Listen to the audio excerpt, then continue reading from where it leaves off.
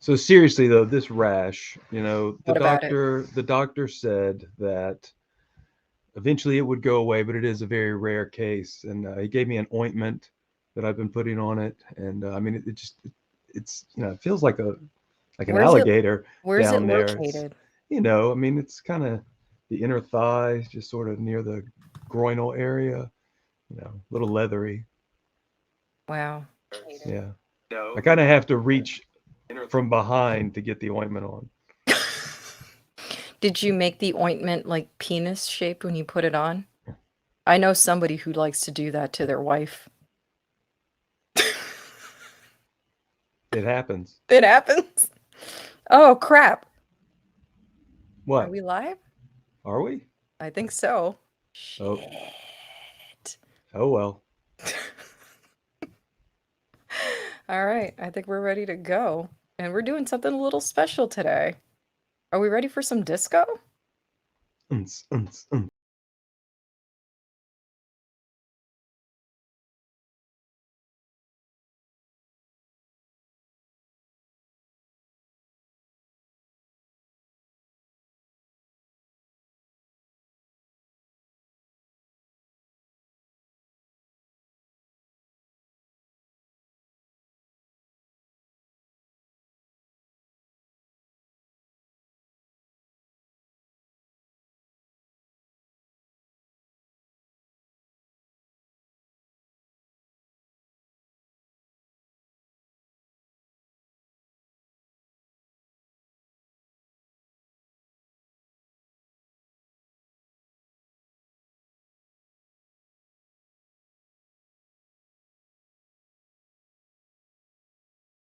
Disco. Unce, unce, Unts, unce, unts, unce. unts, unts. Howdy, howdy. Howdy, howdy. It's How we doing Star today? Wars month. Yes, it is. I mean, I don't believe in this whole May the 4th thing, you know, but You it's shut fine. your mouth. Whatever. It's not really Star Wars Day. You shut May your May mouth. 25th. You shut your mouth. Just saying. Any day that we celebrate Star Wars is a great day. Absolutely. So whether it's May the 4th, Revenge of the 5th, or May 25th, it doesn't matter. May was made for Star Wars. Every day is Star Wars Day. Exactly, exactly. So before we bring in our first guest who's in the green room and say hello to everybody in the chat, which is already hopping. Thank you very much, guys. Um, yes, Tina. Yes. In fact, you know what this warrants? A new banner. Yes. Wow. Yes, yes, it does. And yes, So, yes, I do. yes, yeah, I know you do. I know you do. Mm. You know what else? You know I what do else? love Dick. Yes, Let's keep it in Star Wars theme. So I'll leave yes. that banner there for And now. we all know your feelings on Thrawn Dick. Yes, yes. Okay, so before we get to our guest, who I would like to get to as soon as possible because the poor thing is in the UK and it's 2 a.m. over there, so he's a real trooper. I believe that you have something that you would like to talk about really quick that's actually important and serious, so I'm going to take away the banner right now. Would you like the Oh, thanks. floor? You're welcome. Here. Yes, I appreciate you giving me the floor there. Yeah. Yeah, I hate to get serious for a moment, but I did want to talk about something that's kind of important to me.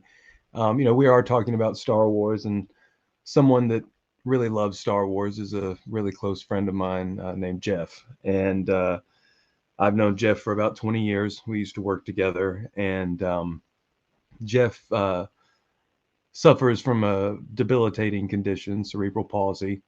And over the last 20 years, I've seen Jeff deteriorate from someone who could walk to someone who's now wheelchair bound and in constant excruciating pain. Um, and Jeff has recently been informed about a new procedure that um, is very expensive, but has yielded some amazing results and could help to repair part of his body in such a way that he will, for one, not be in excruciating pain, but also have the ability to build his strength back up and hopefully walk again. But like I said, it is very expensive. It's a $10,000 procedure, and he's trying to raise money to get that done. So he has a GoFundMe going, and I just wanted to take a moment. Yeah, it's right down here. The link will be in the chat. We just want to tell you guys, if you could just be awesome like you always are and just share it, spread the word. I don't expect anyone to give anything. I understand we're all in tough, tight spots, but yeah, anything we can do to help get the word out and help him. I mean, he's got to raise 10,000. He's already, I think last I checked, he was at 3,400, so he's doing really well. But it's like I said, it's a small thing, but I just would really appreciate if you guys could kind of help spread the word, and hopefully we can get this done for him. So Every little bit helps, guys. Both our lovely Lunar Girl and Rolando, they are dropping the links like crazy in the chat room. So please, again, like always, we are definitely not pressuring anybody to donate, but word of mouth can really do a lot. So as Josh said, if you can at least share it, that really does help. If you decide to donate, that's even better. And to actually kind of segue into that, we actually, our first guest did his own charity stream last weekend for cancer of the blood and different type of blood disorders. So let's bring him in all the way from the UK. Number one dogger. Look up what that means. Peaky of the Peaky Arrow Productions. Peaky! Peaky! You survived! You like being under us? Is it really peaky or is this your ghost? Wow. Is this Yeah. the ghost? You like it when we're on top, right? Yeah. Always. Oh, especially you, Josh. Especially you. I know you do. I will just have to say, under Josh. I have just donated for that cause. Oh, thank you so much. That especially as just obviously talking a little bit about that. My brother, before he passed away, suffered with cerebral palsy, so that is very, very like close to my heart. Yeah, I'm so it's sorry. rough. So yeah, it wasn't a massive amount, but just because I know what the kind of pain that is to go through, I've donated for that. Thank you Thank so you. much. Thank you so much. We really appreciate it. I'm happy to support anything you guys throw out there. Happy to. Thank you. Also, why I'm here. So. Yeah. But yeah, and again, like thank you to you guys and everybody in the chat who popped by my charity stream last week. It was do you know what? I was so unexpected of how big of a success it was. We hit our goal. We actually hit 1,115. I think we hit. Oh, that's awesome. Great. So like I've already had a phone call with the charity. They congratulated and thanked me. I've got a letter coming on the way and everything. So again, the support everyone had. I started getting a little bit emotional because of all the support everyone gave me, and I don't blame you. Yeah, this community is amazing. Absolutely. Yeah. Hands Don't underestimate the power of the streaming, and this is why I am actually. I know a lot of people talk shit about social media, but I'm actually always going to be kind of a defender of social media because it can do wondrous things, and this is one of those things. It really can help get the the news spread across. But so again, lots of charities and things like that. This is one of the good things about using our platform for this. So, in the future, Josh and I definitely plan on doing charity streams as well, because there's definitely many causes that we want to champion. So I've already got the next charity that I want to try and raise money for. Oh, that's great. Please keep us posted because we'd love to be on, and of course we'll promote the shit out of it. But I see that Josh is jumping right in. Look at you! I know. I discovered things. Oh Buttons. my god! Welcome to the future. Josh, just don't press the big StreamYard right before my eyes. Just don't press the big red button that says "Do not push." Just don't even look at it. I don't see one. I see one that says "End broadcast." I was just going to say, don't you fucking dare. That's the one.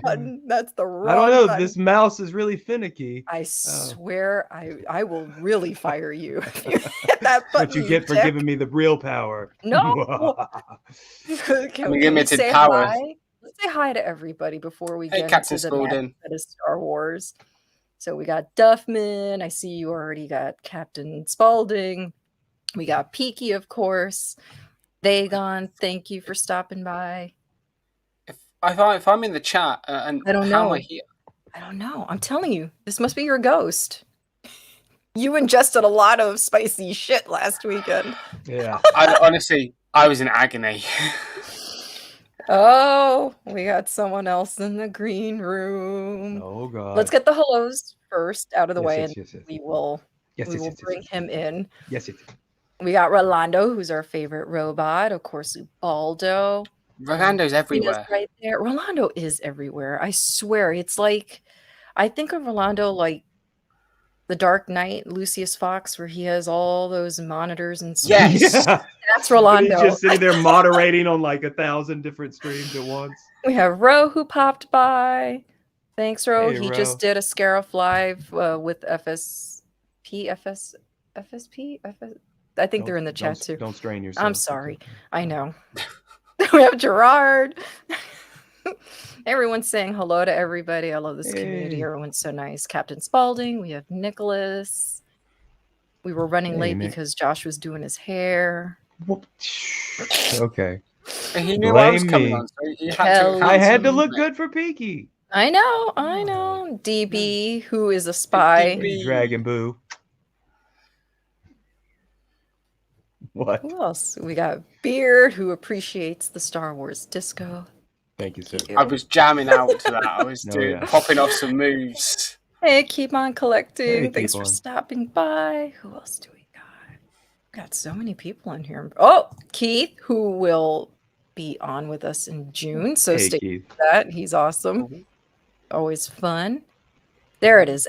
FSF. Howdy, howdy. There you go. She can read. Good. Sorry. Fuck off. I'm glad those classes are helping. Hey, Ghosty. Thank you, Ghosty. We have Science Fiction Remnant. Hola.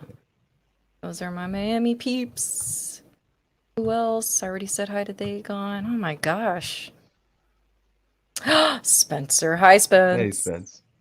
And now I think we're caught up. Did I get everybody? Yes, I did. All right. I think we're ready now for guest number 2.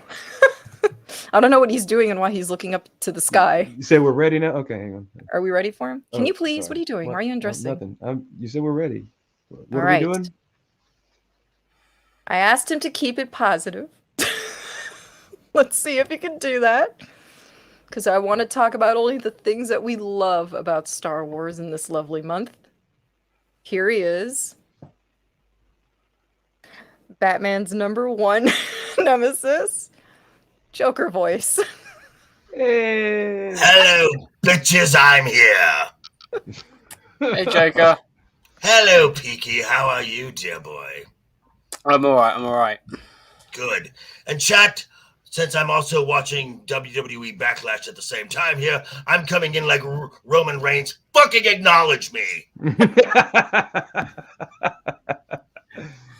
I don't get that wrestling Oh, reference. thanks, Ubaldo. I'm glad you enjoyed it.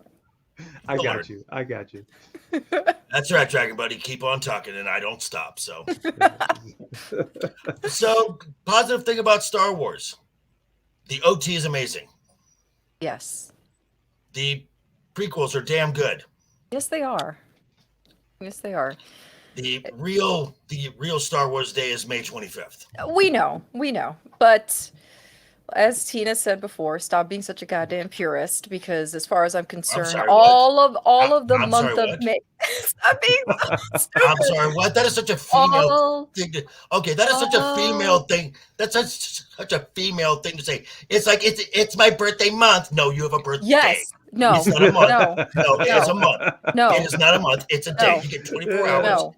Make the best of it. No, just like it's a wedding month, not wedding day. Go fuck yourself, because I will watch the 6 movies. No, I watch the 6 movies on the 4th, and I will watch the 6 movies again on the 25th. It's a wedding day. It's just one. Right. Day. It's a wedding day because. Hey, listen. Whatever brings positive attention to Star Wars, like a funeral. I'm all for.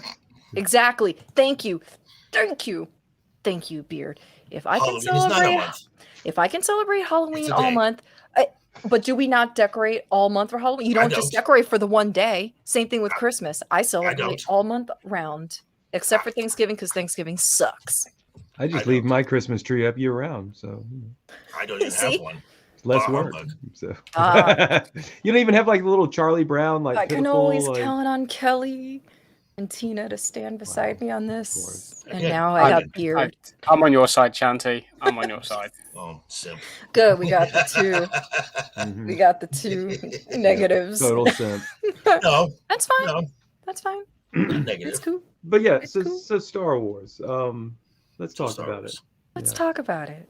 Did Let's you talk about guys? Well, I guess I'm gonna Well, assume see, now that you guys well- didn't do shit on May the 4th. Why would I? Well, would you? Are you gonna be doing anything for May 25th? I worked. I will actually be on the channel Pops, where he's doing little interviews all week long, all month long, and he's going to have a compilation of stuff.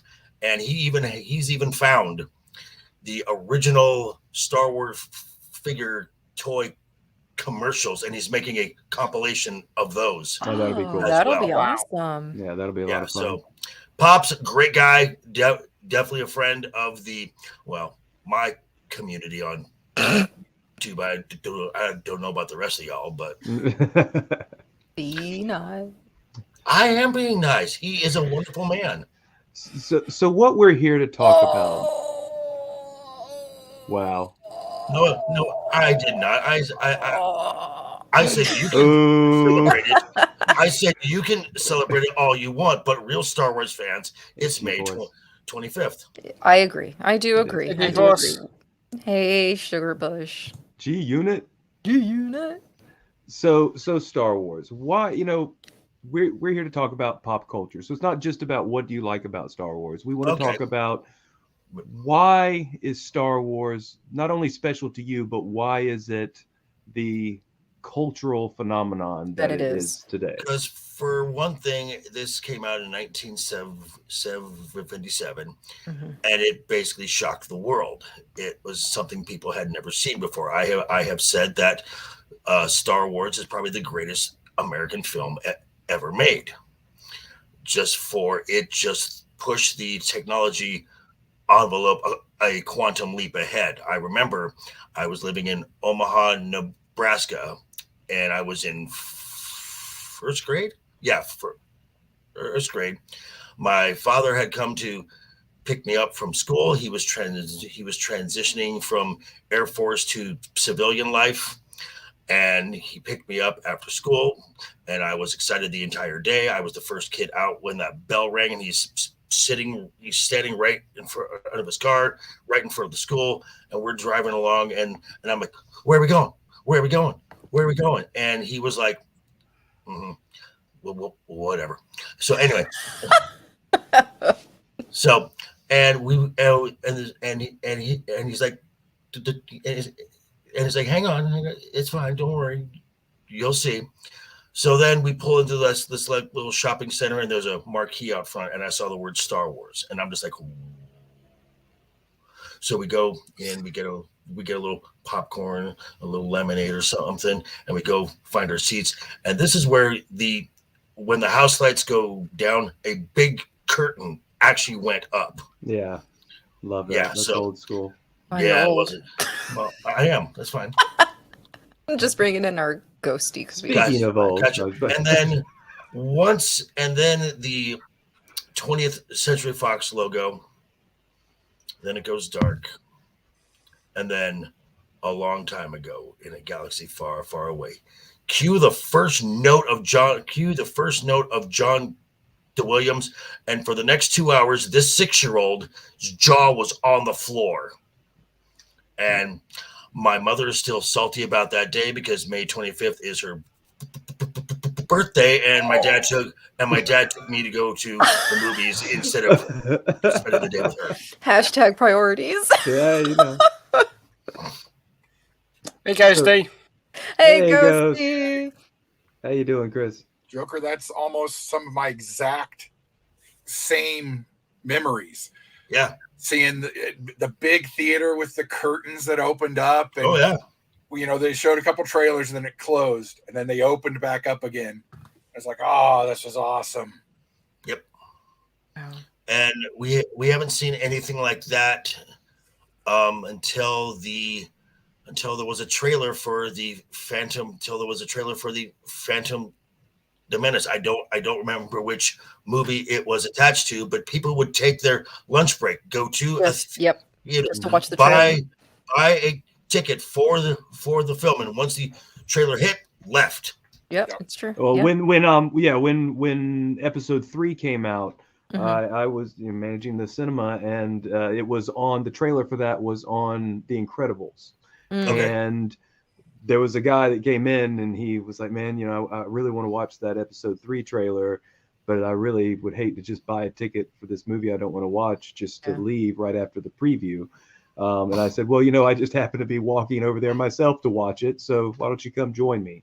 And we just walked back and we watched it, and we stood there for a second, and then we stepped out of the auditorium, and he just shook his head and he said, man, that right there is a lifetime in the making. This is a culmination of my entire childhood and adulthood all coming together at once. And I was like, yeah, man, I totally understand. It is a phenomenon. Yeah. I mean, Peaky, go ahead. I mean, even to the point of where you could, if you've never seen Star Wars, but you can throw up a picture of Yoda, everyone knows who Yoda is. Yeah. Oh yeah. Yeah. Oh, yeah. Everybody knows Darth Vader. Everyone knows Darth Vader. I mean, it's the same thing as showing somebody a picture of Mickey Mouse. I mean, it's like the same thing. It's just universally known. These days, it's even more like the same thing. Oh yeah. Which Mickey Mouse is going to be public domain in about a year. So I know. Beware. But Peaky, what's your first experience? Because I would venture. I'm very curious because you're so much younger than all this old stuff. You're only 13. My first experience was probably like watching A New Hope on VHS. And then I think my first ever time I went to the cinema to see a Star Wars film was for Attack of the Clones. Oh, I'm sorry. I know. Do you know what? I to be honest, I count like for me the prequels were my Star Wars because they came out the time when I was a kid. I get that. I mainly grew up with the prequels, but I knew of the original trilogy anyway because I had seen them. But that validates the prequels though, because it shows that it did what it was supposed to. It brought a new generation into Star Wars. Yeah, I had already seen the original trilogy dozens of times. So when the prequels came out, for me at 12 years old, I was like, oh my god! Well, now I'm getting my own movies in addition to already loving the original trilogy along with the 2 Ewok movies. So it was I never those movies. Shut your fuck those movies. No, those movies are great. Keep talking. Caravan of Courage. Come on, Caravan of Courage, aka Ewok Care Bears on meth. You know what? They serve their purpose, and the murder bears are awesome.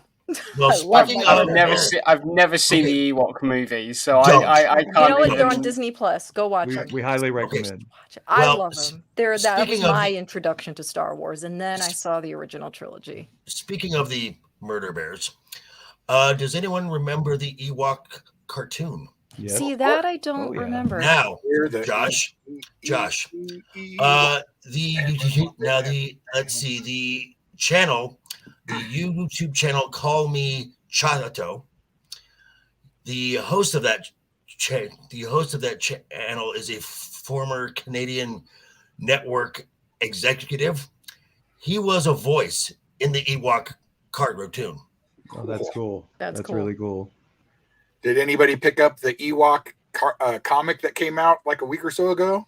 Oh no, really? No, fucking dark as shit, dude. Really? Yeah, oh, that's awesome. There's a whole. It's a silent comic book, so they don't talk. But it's got a couple of chapters in it. One of the chapters is like. Hold on.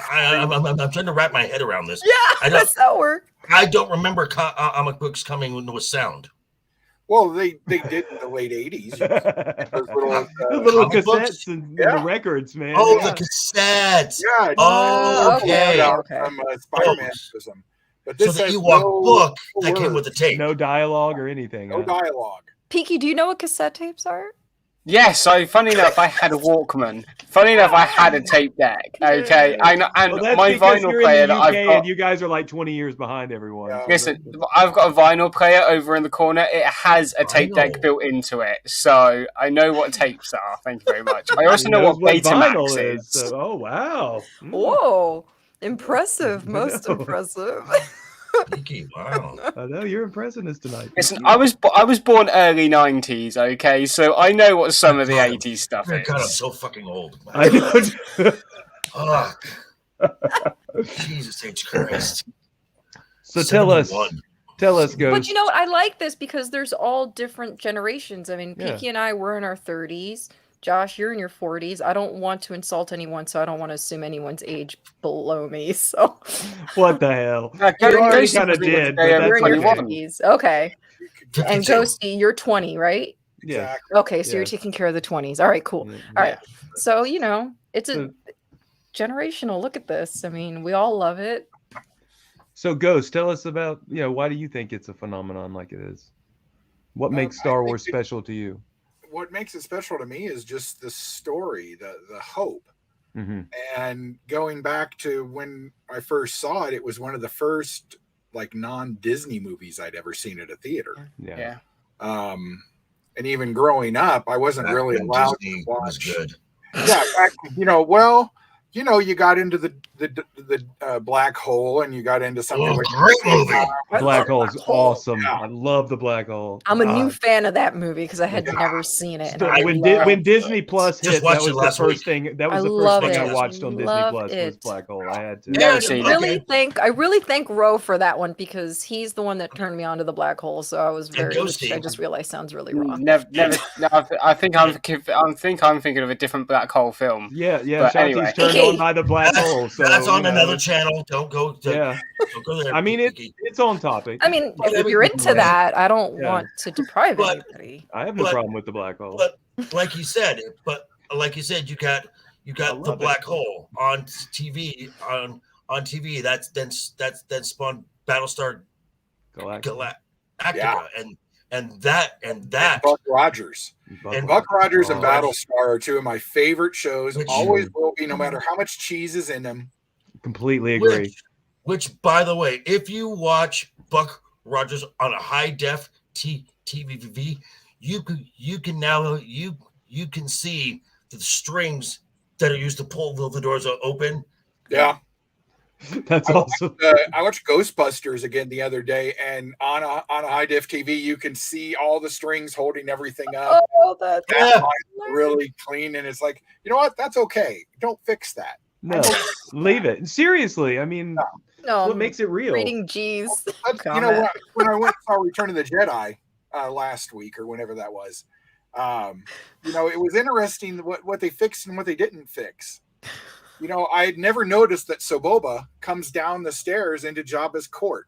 They must have added that recently.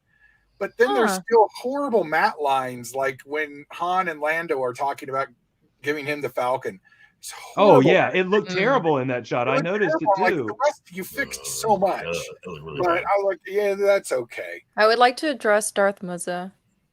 We are equal opportunists on this show. We do not discriminate. holes. Whatever color hole you love, we are down for. Yep. Yep. We will love All it the with holes. We love all the holes. Wanted to get that out there. All right. Like Okay. my papa always said, find a hole. Wait, Joker voice, did we scare you off? you. As long as it's a moist hole. If you watch the Skywalker documentary they did a few years ago, Uh, and it talks about how everything in the theater was dark, the French Connection, Planet of the Apes, Dirty Harry, and it gave hope to everybody. And it was a kids movie that struck the chords of, the Extra.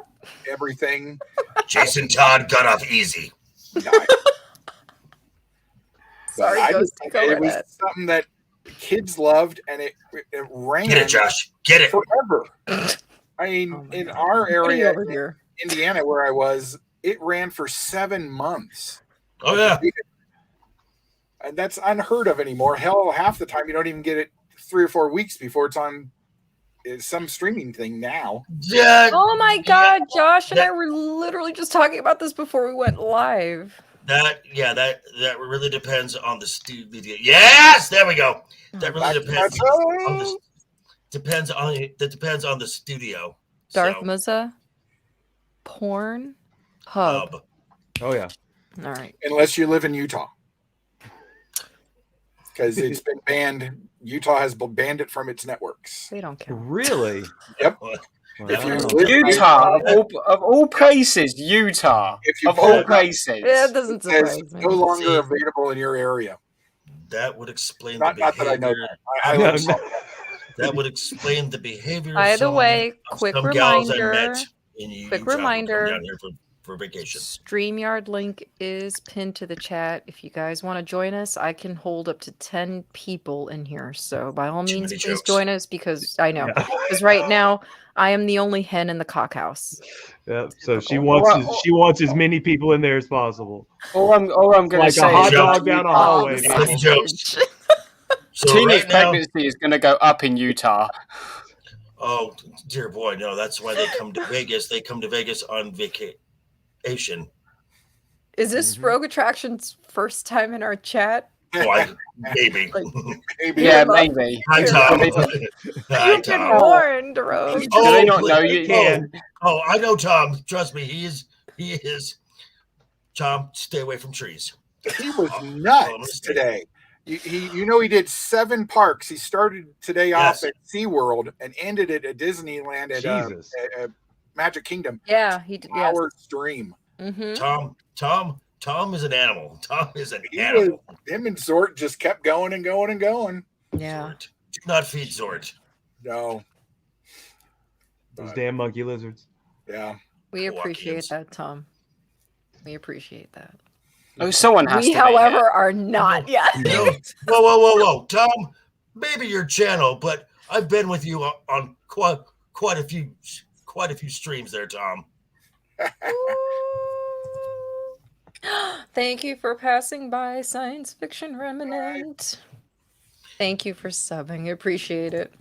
So I wanted to stop and say hello because I said I wouldn't. I'm a man of my word, I appreciate that, JV. and so Thank I wanted to say my nice things, and also something else that's not Star Wars related. Guardians of the Galaxy. Please, no spoilers. I'm not going to spoil. Okay. Worth Yeah, I haven't watched it yet. worth every penny. I was heard. expecting something else, and I got something much better in return. So I want your audience to hear this. Yes, something came out of Marvel that I liked, Yay! Yay! and it'll be the last. And It'll be the last. last one for some time. Well, the curious thing is how many of those people Tom, are going me to too, suddenly Tom. be in DC. Me too, movies, Tom. so. Me too. Tom. Me too. Yeah, same. I Okay, saw that okay. little clip with him talking to his friends and darn near started crying. I was like, oh no.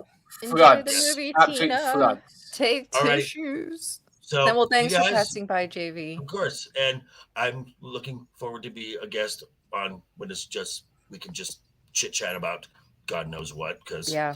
God knows what. So If you're not subscribed already, please give Joker Voice a sub and give him listen. And, of course, leave comments and remember to hashtag keep talking. that's right. And I will be coming up with a new merch Oh, cool. thing for limited. It'll be a limited run for the 1 month, and 100% of those 100% of those funds will be going to the Stuttering Foundation. That's nice. That's great. That's great, So, JV. Good man. Folks, again, thank you, chat. Oh, you're welcome. Thank you for and coming on. my pleasure, and toodles. Bye. See ya. Oh, that was really nice. Speaking of which, just really quick, Josh and I will be dropping our own review video of Guardians of the Galaxy 3. We're planning on dropping it on Thursday. Josh is hopefully gonna go see it tomorrow so we can give a, our opinions on it. I'm Yeah, trying we're starting to... a new review series. Yes, Actually, it's yeah. going to be called the Sticky Spot. Sticky So, spots. yeah. That sounds like that's what kind of reviews are you doing on that? Sticky floor review. Yeah. Sticky floor review. We're gonna do porn I mean, reviews. still that still You know, sounds that's my like something specialty. else. Thank you, Rolando. Rolando. Orlando. I love Star them. Wars. Look, I mean, our mods are just the fucking best. So Another anyway, thing I think that's made Star Wars so last so long is because, like Piki said, every generation has had its own. Yeah. Mm-hmm. You know, my generation was OG, and then you guys were the prequel trilogy, and I know people don't like them, but a lot of kids love the sequel trilogy. yeah. Yeah. Mostly because once they see the other six, they see the flaws in the sequel trilogy, but that's what they saw at the theater. And you know, I know people who are like loved those sequel trilogies, and then they saw the original six and were like, oh, nice. So that's a good I question. got my then that I cherries would. too. So that's a good question then that I would want to ask. Hi, Peter. Hi, Hey, Brian. Pete. Um. Hey, Brian. And yes, I do. So if you were to show somebody Star Wars for the first time, then would you have them watch the original trilogy first, or would you have them go in timeline order? I personally would want them to watch the originals first, even it's all out of order, and that's only because I worry if you start with the CGI fest of the prequels and the more modern, stuff that's out now, they're not going to appreciate the originals because they're so Yeah. used to seeing all that technology. It would in just their feel face. really I mean, dated that's to how them, I I did it think. with my nieces. I Yeah. wanted to, you know what? I was like, they're like 6 years old. They're around the age that I saw the originals. So I was like, you know what? Let me have them watch those first before they start, with all the modern stuff.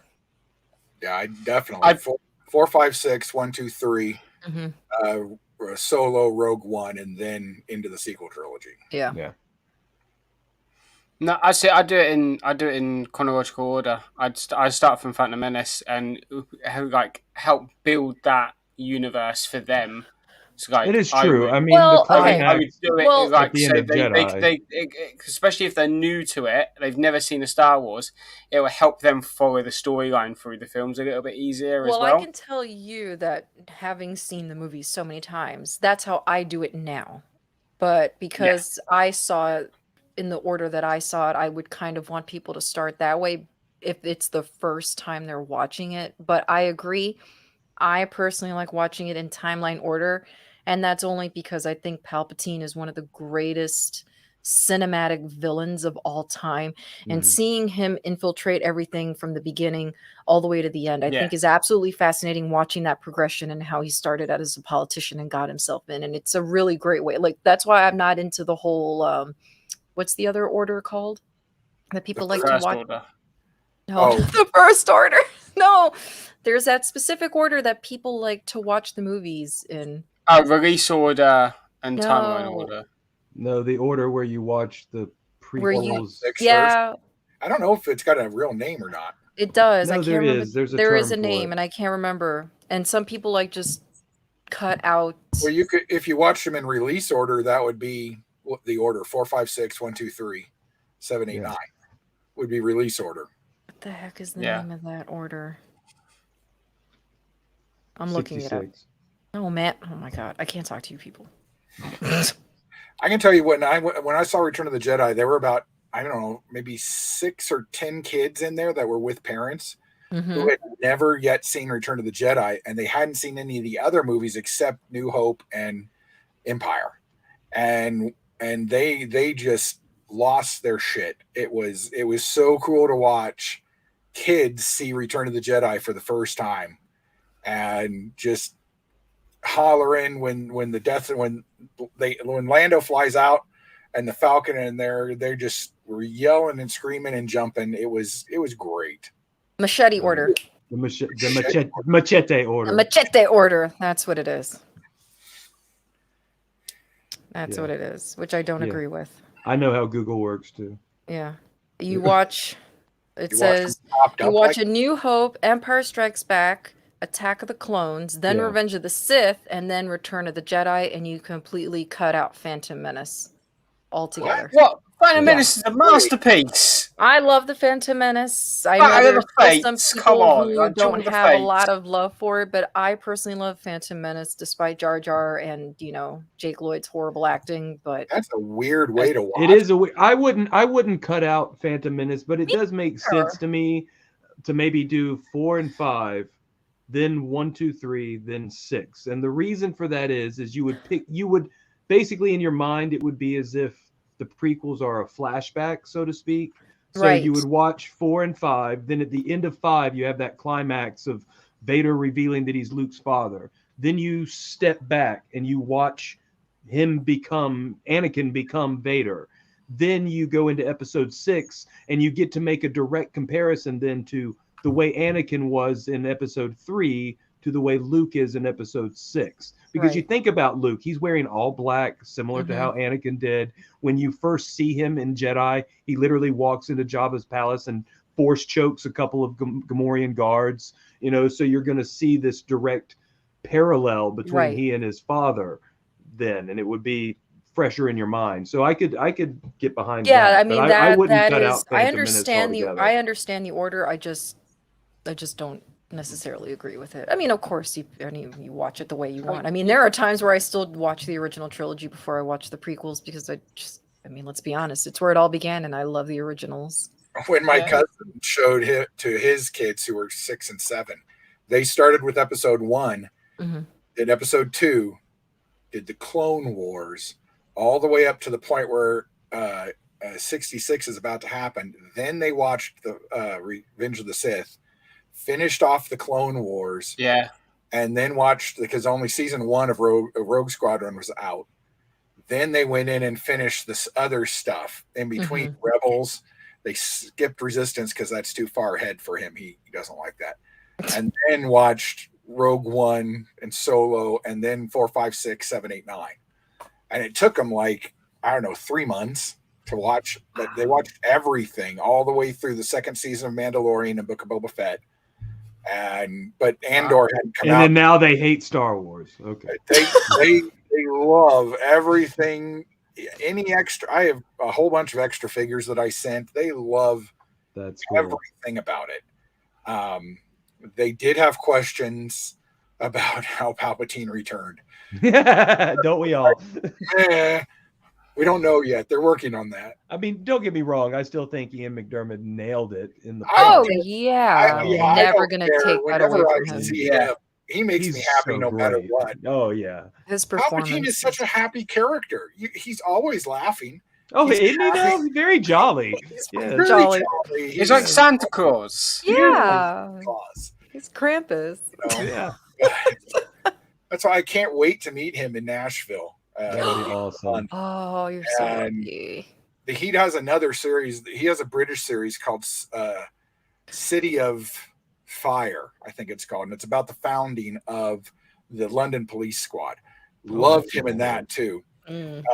But I can't wait to meet him because he is my favorite character in Star Wars. He's great. Oh, yeah, he's a great. fantastic. And they really developed him so much over the course of the prequels. And just seeing the way he turned it off and on from being this nice, kind, gentle, older, fatherly figure for Anakin and everything. And then he just immediately cuts to do it, and it's just, I love it. And that's another thing that I was going to say, which I was talking about this week. I think it was with you, Josh, where we were discussing what Tina said, that you can just tell he loves playing this character. Yeah. Well, it's such a great, I'm sure it allows him so much freedom as an actor to just kind of be over the top and wild. Why are you gonna steal look at her stealing my Sith chinchilla? I'm sorry. It's fine. It's whatever. It's because we both have access to the StreamYard. I mean, it's very similar to like Frank Langella in Masters of the Universe, how much he loved playing Skeletor because he just got to really go wild with it. And I think that's really cool. I mean, let's be honest. I mean, if you're going to be an actor, I think playing a villain is always going to be the most fun because you really get to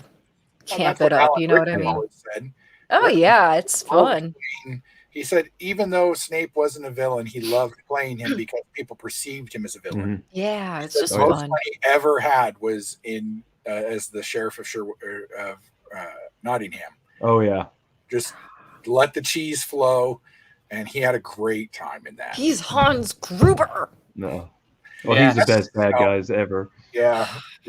That's big where I Die know Hard him from. Is Hans Gruber. Yeah, Hans Gruber. Huge Die Hard fans. Well, that never go wrong with that. Never. No, Now I have Absolutely. a machine gun.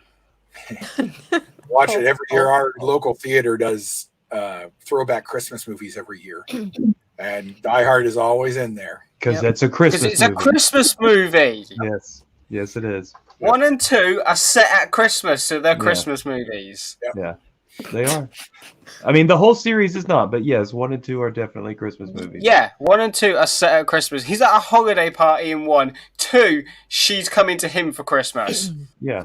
Yeah. So, You know, Lethal Weapon is not a Christmas movie, even though it takes place around Christmas. But Die Hard, the only reason he's there is Christmas. yeah, The only reason and- the movie And the happens. same thing. And the same thing for 2. The only reason why she's on that plane and going to him is for Christmas. and it's very thematically set, you know, after sort of that Christmas model. You know, it's bringing family together, and Yeah, it's all about, you know, hope and that struggle to, you know, be together and share in the joy of Christmas. You know, I mean, that's the driving force behind everything that's going on. A lot of So- Die Hard 2 was shot here in Denver at our old airport. Oh, really? Now, all the airport stuff is shot at what was called Stapleton International Airport. Before they built that crazy one that's there Before that we has built all the the weird Monstro- murals and everything inside of it. Illuminati Yeah, 3000. strange statues everywhere. It makes no sense. Tickle in my throat. Thanks, Josh, Dave. get out of Shanty's throat. Is it at the back? I'll tickle you. What? What? Anyway,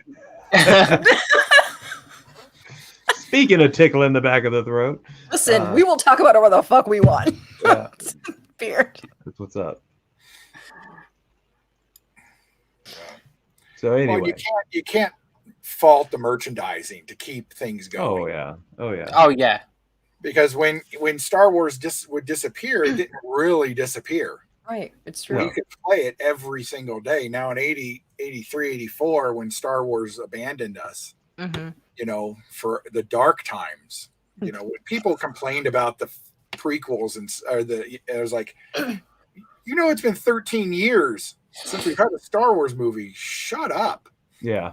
You know, Just yeah, be it happy. had some faults, but I loved everybody hates the politics of it. I loved the politics of That's it. the best part to me. That I mean, is it the really best builds part. the story, and it shows. yeah. One of my favorite things, especially over the course of the Clone Wars series, is how they really illustrated that who we always thought were the bad guys weren't really the bad guys. You know, like the Separatists actually had a legitimate beef, Mhm. and the Republic were really the villains, and that's why they became the Empire.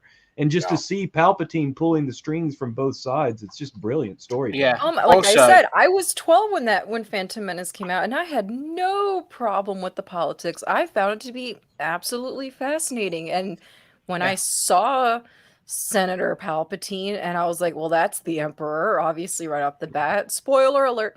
I was like, oh my God, so that's how this motherfucker did it? I thought it was brilliant. I thought it was Mhm. absolutely brilliant. I figured, Also, yeah, that is we the got best way to go introduced- about this. We got introduced to one of like the best Siths ever, Darth Maul. Oh Oh yeah, my and God. Qui-Gon Jinn. I mean, come on, those two characters alone sell the Phantom Menace for me. Shanty's getting a bit misty over Darth Maul. Darth Well, Maul, You know, and Qui-Gon, I would explain to people, and young Kenobi eh, while I was going through puberty. It was a great time. it was a great time to I be don't a know, Star Wars fan for Shanty I can get on board with experimented. Kenobi Shanty in got 2 to and 3, experimenting but early during He that had that stage. braid. I don't know. that braid was just probably one of the worst costume ideas of all time. Yeah. I'm not I looking at had his it. I braid. had a young Kenobi costume when I was a kid. We sold it those came braids with that at KB. They were just a separate thing we put on a peg hook, and they just had a little banana clippy thing, and Yeah. you clip it right to the back of your head. And we sold tons of them. I think the ladies will agree with me. We weren't looking at the braid. So I really don't give a Well, you know, when I try to explain the prequels to people, I was like, you understand this is history. The Empire has always been Rome. The Empire has always been Yeah. the Nazis, Germany. Mhm. this is the rise of Napoleon. This is the rise of Caesar. Mhm. This is the rise of Hitler, and how normal people get tricked into voting for somebody and letting them run, thinking, Yeah, Clone Wars is a really good. Although one thing I don't like about the Clone Wars TV show is how like you'll start one arc of like a story, and then Yeah, it was another a arc little will all over start, the and then you'll place. get a continuation of the arc beforehand, and the arcs are just like kind of But everywhere. I appreciate the show because as someone who isn't a fan of Attack of the Clones, this helped to expand that movie so much more. So for Yeah. me, it Well, fleshed out the movie so much better because I I don't know really did why not now like that that it's movie on very Disney much. Plus, they don't reorder it. They should. I reorder don't it. know why either. They have Yeah, the online, They, ability. they, here's they how you need to watch put it the in show. arc. They should put it in arc order. So like I agree. you know, have all of the arcs kind of because some of the arcs last for like 4 episodes. So like you know you're waiting like you got to watch another couple of episodes, and by the time that last part of the arc has come out, you forgot what happened in the rest of them because it's been so many episodes. Well, like if you go to online and they'll tell you what order to watch the shows in. There's Yeah, like episodes, season 1, season 2, or season 1, episode 1, blah blah blah, and then suddenly you'll see season 3, episode 1, because it Yeah. jumps to the episodes where they're teaching you about fives and how everybody got in and do stuff. And it's like I wish they just reorder them, and Yeah. so Right. when they watch them, they won't be confused. Yeah. I think that's why like I can remember watching Hi, Tina. Clone Wars. Enjoy the Bye, movie. Tina. Thanks for coming. I can remember watching Clone Wars as a kid on like Cartoon Network. Yeah. And like I think one of the reasons why I can't really rewatch it now is because I know how messed up the order is for all of the episodes. Like when I was a kid, I didn't care. You know, I go animated Star Wars, let's go. I'm happy, but now like trying to like watch stuff in chronicle order and like obviously pick bits out that they reference, you know, in like 2 movies down the line type thing. It's just like, I can't really. I really want to see how this arc plays out, but now I've got to skip all the way to like season 5. And I'm like, I know. I can't be asked. I think And what not only surprised that, me the most. there's too many seasons. There's too many episodes. Also, like See, in my there's personal 7 opinion. seasons. There's 7 seasons, and to me, I didn't really like. It didn't really start to hold my attention until about halfway through season 3. Yeah, Well, one of the things I loved the most about the series was just watching the animation develop. I mean, at the Yes. beginning, it was it was very stylistic. It was obviously kind of pulling from the 2D animation that they had done previously, but it I wasn't sure if I liked it necessarily at the beginning, but over the course of it, as it developed, to me, that's become the animation for Star Wars. And I yeah, feel because like they that's used the same animation for Rebels and for Bad Batch. Bad Yeah. Batch. Yeah, I mean, they tweaked it a little for Rebels, and they pulled more Rebels from is- the Ralph McQuarrie. Yeah, it was very McQuarrie. Yeah. Rebels is Rebels. Like perfect we in my know eyes. why you like Rebels, and we're not going to talk no. about why you Hold like on. Wait. That throng. Okay, let me change the banner. All right. Okay, I want to clear this up. Yes, I love Thrawn. Yes, I love all things blue. But in all honesty and truthfully and seriously, I do love Rebels. I think it is a great show. I like that it was only 4 seasons. Again, I think some shows they get caught up in thinking that the more seasons they do, the better it is. No. Like Clone Wars. Sometimes keeping it short and sweet and simple is the way to go. It hit all the emotional notes, and it did the one thing that I've always loved about Star Wars, which is it showed family. May not be blood family, but it shows family, and that is what I love about Yeah, Rebels. well, It wasn't really there- harkens back to the original trilogy, in my personal opinion. Wasn't there was a time jump between was it season 3 and season 4? There's like it wasn't a massive time jump. I think I think so. Yeah, because that was like when Ezra's hair became got short chopped and off, everything. yeah. Yeah, and he obviously Or- like Yeah. you know Well, the first episode of Rebels turned me off so badly. Oh, really? Yeah, because it was Aladdin, and I didn't want to see this little. Maybe kid that's all over the that's place why doing I was like, oh, that was my first thought. When I obviously finally the watched it. opening credits to Aladdin. I'm like, Oh, what? yeah. You could put one jump, Street. and I was like, was like, no, I'm going to keep watching. And about 5 episodes in, I'm like, I love this. This is great. I love the whole family unity of the crew. And yeah, and when Vader shows up for that first time, and he's just all like, no. Yep. And, only, what's his name knows anything about, any Sith. Mm-hmm. And Ezra's like, no, we can take him. I'm like, no, Yeah. boy, no. Kanan's like, no, dude, no, you don't realize You see, what he's you're messing riding with. on top of his TIE fighter, piloting it with his mind. Yeah. Down, no, Well, that was such a sick shot too, with him standing on his tie. Oh. Also, we got to see Maul again, and we got to see like the conclusion to the Maul and Obi-Wan, which was done. That battle was beautiful. To me, that's one of the best lightsaber duels in all of Star Wars, and it's so quick, With that, and also seeing Obi-Wan kind of channel different poses, like he done a Qui-Gon, he done his original Obi-Wan, then he done his Return of the Sith, and then he transitioned into that Alec McGuinness pose, and it's just like you just in those couple of seconds of Obi-Wan going from style to style, you saw his kind of growth and his evolution as a character just in a couple of seconds. Mm-hmm. And then he holds Maul.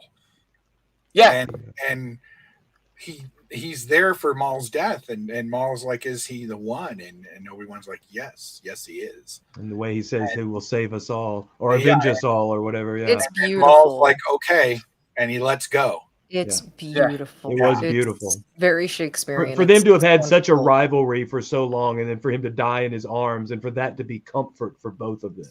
Beautiful. Like it was such a moment of peace for both of those characters. It was beautiful. That whole rivalry is how Maul survived, because obviously when Obi-Wan chopped him in half, he survived just through his pure hatred of Obi-Wan. That's how he survived being chopped in half and the fall down into the planet. And hearing Sam Witwer scream Kenobi. He's great. He was on I can't remember the guy who plays Lex Luthor on Smallville. Okay. Yeah, I watched that podcast. Yeah, Michael Rosenbaum. He's got a great podcast. He does. And Steve does the original British actor's voice who did the voice from All. Does it? Yes, so he cool. And he's like, okay, this is what I needed to do to change it. I kept some of him, but I changed it just a little because he said that the voice kind of takes on its own person. The voice just grows itself basically from what it was in Phantom Menace. He kind of added just a small little thing into that voice, and it just spread throughout the entire voice. And I'm sure as an actor that must have given him actually a lot of freedom, because Maul doesn't speak very much in Phantom Menace. So it was a great thing for him to just, I can really make this my own character. Yeah. Well, so much so that they had him come back and do the voice in Solo. Yeah, exactly. It wasn't even Ray Park. The original actor didn't even know that Maul was in that movie. He didn't know why he'd been invited to the premiere in London. Right. He said, I'm part of Star Wars, and he's like, oh, well, you guys could have called. I do like how with Maul's character, where he forgot to take his ear piercing out. So for the rest of the canon, they showed Maul with an ear piercing in. Oh, that. That's right. I saw a picture of it. It was Ray Park left his earring in while he was getting his makeup done, and he completely forgot he still had it in. So for the rest of canon and Maul's appearances throughout the shows and everything, they had him with that piercing in his ear still. It's that's good. One mistake and you made it so much part of his character. Yeah. Well, and I know, just to divert for a second, I want a figure of Darth Maul with his spider legs. Oh, yes, right. Why have they not done that yet? That would honestly, I don't collect Star Wars figures. Make that. That'd be a great. That would actually be a deluxe. Even I would buy that. Yeah. Make that. I don't. He has metal legs from Solo and stuff. Yeah. But yeah, look at his spider legs.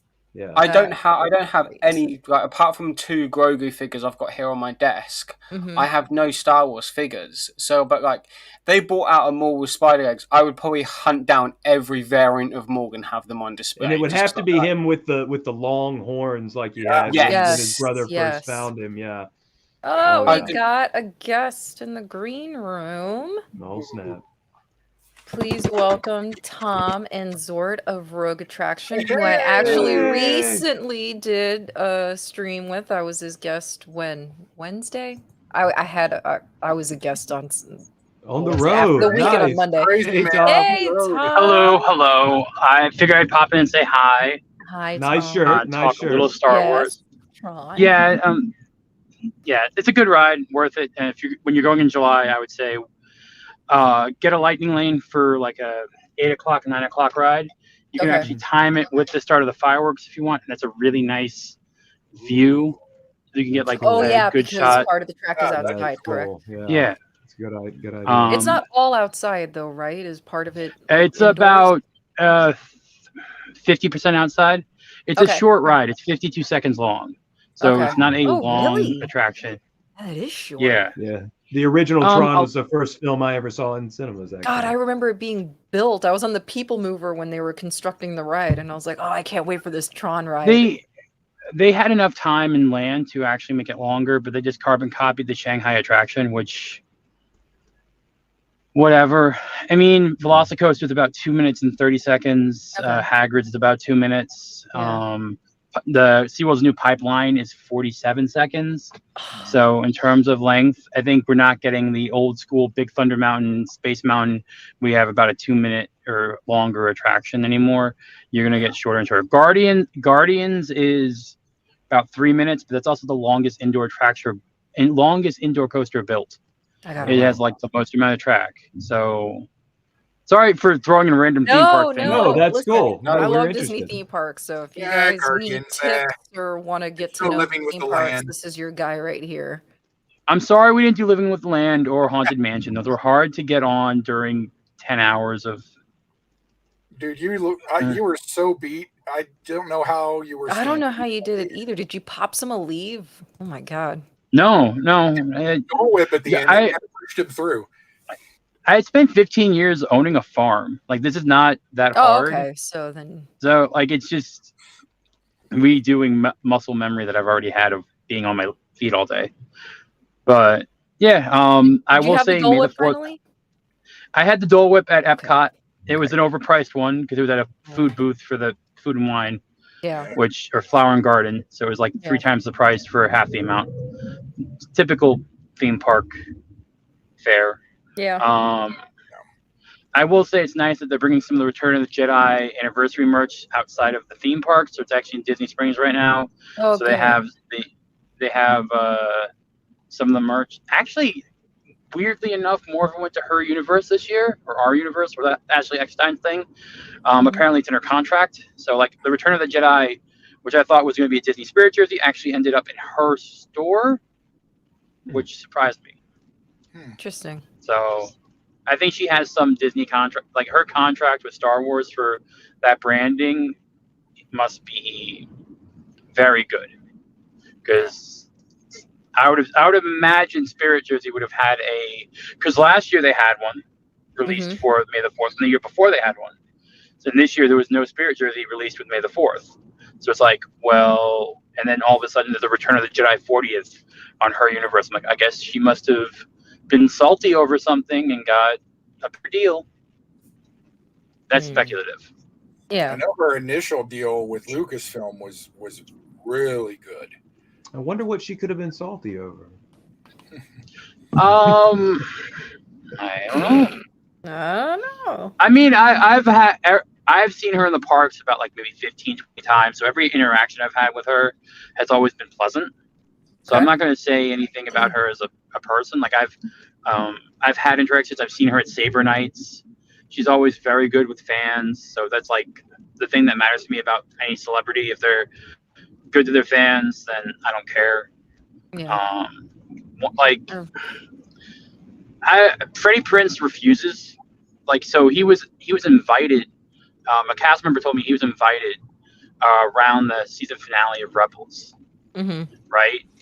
To come with the whole cast. They wanted the whole cast to come over to Galaxy's Edge because they were releasing Chopper in the Droid Depot, and like he refused. And then like the rest of them, like, all right, well, if he's not gonna come, and blah blah blah. Like, well, like, shouldn't that be in their contract by now? Like, oh, you have to make so and so many appearances. I wonder why he like didn't want to appear.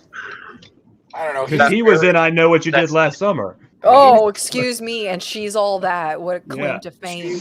And Scooby-Doo and Scooby-Doo too. Scooby-Doo too. I got you. Yeah. I still am salty on his take over everything because he's like, he wishy-washes all over Star Wars. Like, fan films are, terrible idea. Go make your own thing. But then also, we got to listen. Like, he's just a hypocrite like a lot of them. Honestly, to tell you the truth, he's always seemed to me like he's probably a dick in real life. So I guess it doesn't surprise me that much. Well, I'll let you know. Also, I'm seeing him in 2 weeks. Oh, you are? Oh, okay. Yeah. You have the whole let us Rebels know. cast in Nashville. Oh, that's cool. I will say Billy D. Williams is a gem. If you ever get to meet Billy D. Williams, he's a gem. So I met him at MegaCon, and I met him one time before at a Star Wars Star Wars weekends when they used to do that at MGM. Met him, Hamill. Who else? I was like 3 other people. I don't know. I was like 10. It was a long time ago in a galaxy far, far away. But those Star Wars weekends were so much better, except for and honestly, this was a bad look of the amount of girls twerking on stage in front of 12-year-olds for the Star Wars weekend. You can find them of Leia and Padme just shaking their ass all over a stage. I'm on it. I need it for research. And we've lost Peaky. Oh, it is there. If you look at the dance party things for Star Wars weekends back in the day, it is like the weirdest thing ever. Because there is one great thing, and you have to find it. It went viral of stormtroopers singing "Let It Go" on Star Wars week. It was so great. I'm like, all right, wait a minute. This is cheeky and funny in the best way possible. And this was Disney doing Star Wars, right? This was Disney's doing Star Wars during the Star Wars weekends. Now, were there some things that were like really weird doing it, but there was also something. They put it this way: the stormtroopers started singing the song "Move Along." That all I ever think is wrong. Move along, move along. It was so funny. Awesome. And I'm like, all right, so Disney knew how to do Star Wars in a way that was connectable to the times. And then something happened. And I think honestly, once George was out of the picture, it failed. That is the thing. Once the creator dies, you could say the same thing about Disney, except I think Michael Eisner, when he took over after Tom Skaggs, he had that thing. Yeah. Kathleen Kennedy does not have that thing. And anyway, talk about that. We discussed that recently. That Michael Eisner. I mean, that's the Disney that I grew up with, is the Michael Eisner era. And it hasn't he been understood the same the balance since then. He was my favorite. Well, it was Michael Eisner and Frank Wells. That was what you needed, because that was the same thing as Walt and Roy. You needed to have the guy to keep reality. Exactly. And but I like that. I think that's what George Lucas missed. Oh yeah, I love how he would introduce the Sunday night Disney movie. Just like Wonderful World of Disney. Yes, he knew what to do, and honestly, I'm gonna say this: Kathleen Kennedy could have been great if she just brought in a creative. If she brought in a creative that the fans would have been okay with, and she just stayed and been the Frank Wells of Lucasfilm, and just stuck the hell out of the business. Careful, Tom. 100%, because she is a great executive, but she's not a creative person. She's not. She's a great executive producer. E.T., the Indiana Jones trilogy. Yeah, and that's what she should stick to. She is great at scheduling, and that's why I was excited when I initially heard that she was going to be in charge, because I was like, okay, she's got good history of producing these types of films, but she should have just stuck to the producing part of it and not tried to get into. Yeah, I know. I know, Beard. I know. What? So we were trying to keep this positive. Oh, yeah, I we're didn't tr- want yeah, to get sorry, into you're fake right. I'm sorry. I'm Didn't wanna get going to into say that. I'm Tom going to did say it. this. I'm sorry. I'm going to say It's this. okay. I had faith in Favreau, but I think Favreau is now at the same point as George Lucas was with the prequels. He is so done with Yeah. the politics involved in I agree. Lucasfilms. No, it's true. And I can say this, it's not just him. Mm-hmm. There are it's not just him. There are stunt actors because my buddy, I have a very good old like elementary school friend who works at Pinewood in London, who's a stunt actor. And he's like, the stunt actors are getting sick of this. Like the people in the trenches are getting sick of this to the point where he's like, look, I've been working for Pinewood for 10 years. I love it. I'm a lead stunt actor. Like, and he's like, I want to go to Universal. I want to go somewhere where I'm not having to worry, because he has been in 2 meetings about words. Yeah. Like, and he's like, well, he's at the point where he hasn't spoken on job except for lines now for 4 months. Yeah. He just doesn't talk to anyone, and that's miserable. Like, workplaces shouldn't be that way. You should not be able to talk. And a positive thing, I can tell you something speculative that might happen on the park side about Disney and Star Wars. Do tell. So there's a rumor going around about Rey's temple, right? Mm-hmm. They're going to expand out and Rey's temple. This is another rumor that I've heard, that they have a secondary plan. And this is like a shit's hit the fan, last ditch effort. We are losing too much money. Shit's hit the fan. They have already made animatronics and I've been told this by a very reliable person. They've already made animatronics to replace the ones on Rise of the Resistance. Really? They've already made The original animatronics. trilogy animatronics. So this is, I will say this is reliable, but this is also like, if their movies go well and they get back on track, they ain't gonna do this.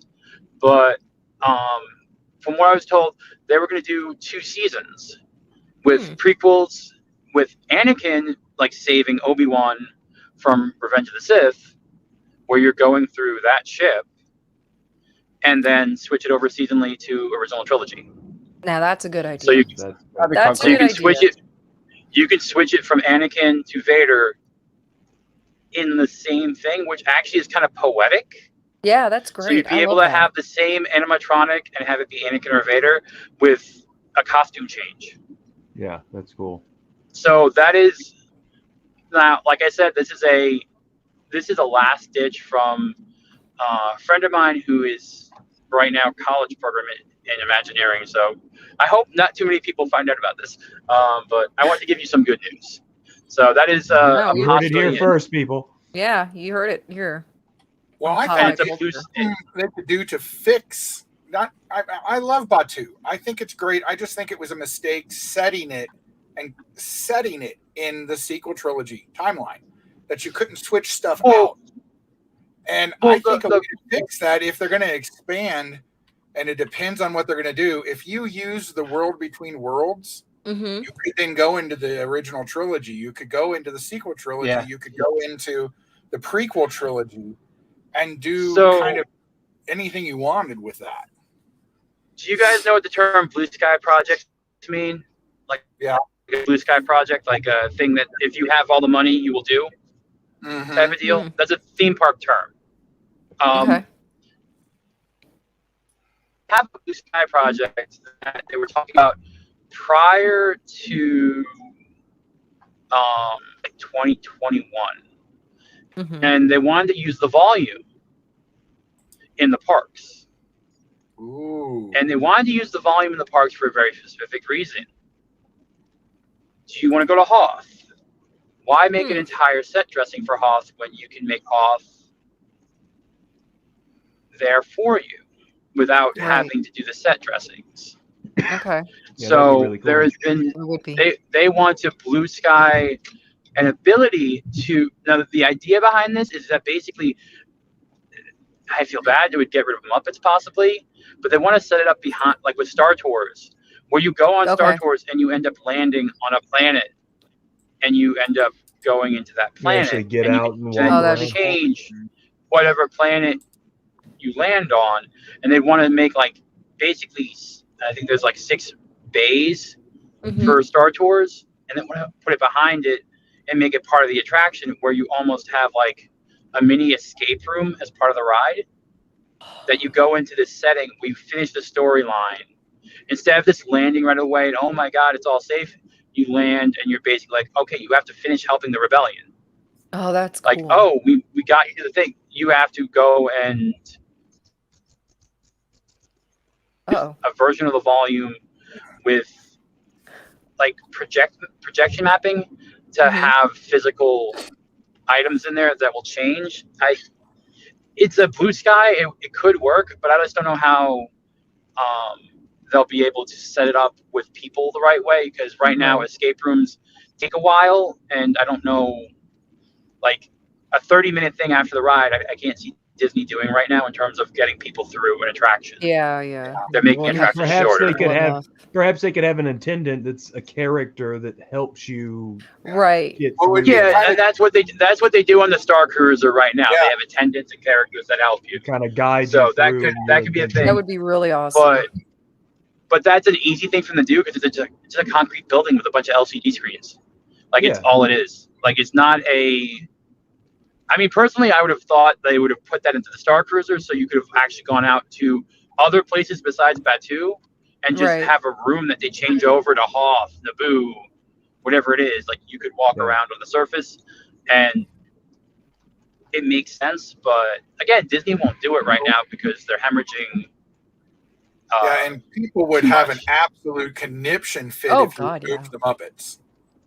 But if Yeah. you moved them somewhere, Right. like what's that area that's in front of Toy Story Land that used to be like the Star Wars? The Pixar area.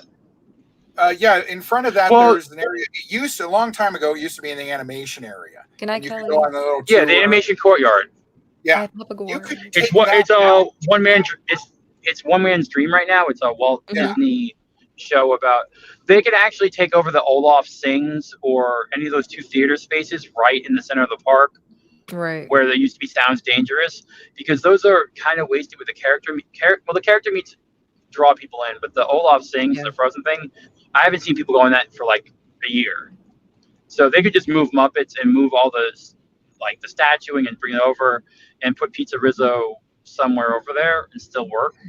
Or I Not only think that, they but should have. the Frozen ride is at Epcot anyway, so you don't need to have it at Hollywood Studios. Just keep it over there or Magic Kingdom. and and, expand out expand the Muppets. Give us something new. It's been 20, 30 years. Yeah. Muppets deserves a dark ride. Muppets deserves Yes, a I agree. traditional animatronic Disney dark ride. You They see, have maybe the that's space. what they should have. That's what they probably should have put in the Grauman's Chinese Theater. And if you were going to replace the Great Movie Ride. Listen, I love the Great Movie Ride. I'm not a I fan of didn't want Mickey and that pulled Minnie's. out. I don't want. So- I've ridden it. It's okay, but I'm not a fan of it. Yeah. It's not that good of an attraction. Well, and like in my Tom was talking opinion. about earlier, they now own Fox. Just do the movie right over again Yeah. with Fox stuff With and Fox Disney stuff. stuff and I agree. TriStar stuff and Touchstone. I mean, you did that whole Well- little area that used to be a like the 20s mob thing could have easily been turned into Oh, Dick yeah. Tracy. For sure. and, I mean, aliens. We're aliens so do off that, topic. Be It is curious. very off sorry, that is my fault. Hey, I- Kiki, how you doing? I just wanted to come in and say hi and say thank you for being on the stream Wednesday. Oh, no, you're and welcome. I love talking Thank you about for hanging the- out. Same Yeah, with you, no, I Ghosty. Theme I parks look forward to are, having both you and Josh on at some point. I know. Do like a little collecting, you see, tandem. Collecting's with But us. R.I.P. Great. I I'm- know. I'm just gonna say I didn't mean to derail No. your Star No, you're Wars fine. talk. You're fine. No, You did We the got same some- we got thing some though. cool You stuff. derailed Uh, my I'm stream the for like queen 20 of minutes. derailment. We derail everything. That's what we do. No. I love it. And no, it's true. Josh and I are going in July, and we would love to either meet up with you or Hey, yeah, Come I'm on in your there show I'm in there afterwards. 4 days a week. I'm at the theme parks 4 days a You're week. so So lucky. I I wish. was looking up DVC point rentals to try and go in July myself Oh my earlier today. God. there, it's a Nice. the Old Key. Okay, to continue the Old Key West points you have. Uh-huh. What was the price per point? Quickly, go see. You just gave me the total. What's the price per point? I didn't see a price per point. Okay. Who? If you don't have to tell me, but who are you using? Dave's EVC or? EVC store maybe. Okay, that's the one run by Pete Warner. Okay, they're reliable. Yeah, so DVC that's fine. rental store. Yeah. Yeah, that's run by Diz Unplugged. Okay. Pete Warner was a travel agent. Okay. Sorry. I didn't have a chance to think about that too much. My brain has been kind of dead. But Well, you I only wanted went to to make sure 7 that, theme parks today. yeah, and now they want me to fly from coast to coast. What's with this? You Oh asked my what you could do to gosh. top it. I I mean, want you to go to first of Disneyland all, now. I'd have to rent a private plane for $50,000 because it's Oh not my like the God. FAA is going to let me live stream during a flight. Right. That's Like, true. I mean, that's going to be more like $100,000 if you want that to happen. Like a $100,000 stream, sure, then I'll do that. That's Well, we crazy. can do that. Let's get the Kickstarter going tonight. Yeah. I actually have a buddy that's flying over there in a private jet next week. Nice. They found it out. If you have 10 people, it's actually worth it. Really? See, pre-record. Yeah, Just pre-record the flight. Yeah, pre-record the opening at Disney at World, and then just kind of record some, and then stitch it together. Oh, that's true. You could do that. Oh, put it up on this. Like, the only problem is on StreamYards, you can't on mobile put share a tab. So I can't put like the YouTube stream from StreamYards, and there's no way they're gonna let me load in like a 3-hour clip. Yeah, That's on true. Also, StreamYards. that is true. I hate not pausing on StreamYard when I'm doing something. I'm like, I just need a second. I wish the YouTube mobile app would have a pause button or I'll be right back. I do wish that because I Yeah, like that'd the be ability really to switch the beneficial. camera around. StreamYards, if you're ever listening, just give a little button. You have a cam button to turn it off. Just do hold down to switch it to the front camera. Like, Yeah, that's all you need. That'd be beneficial. Yeah. Or I could just have someone in the back room and take over. I'll have R2 take over for my flight for the 3 hours. I don't know if I trust that. I don't know. I don't know about that. R2, nothing against R2, but I don't know about that. That's a lot of We love that's a you, lot of R2. time. We love you, R2, but I don't know. Love you. The amount of clips that people of theme parks would have no clue what you're talking about that you throw up is a little bit weird. But I'm gonna let you go. I have another half an hour to 40 minutes of driving. I just wanted to pop in and say hi. Drive safely, please.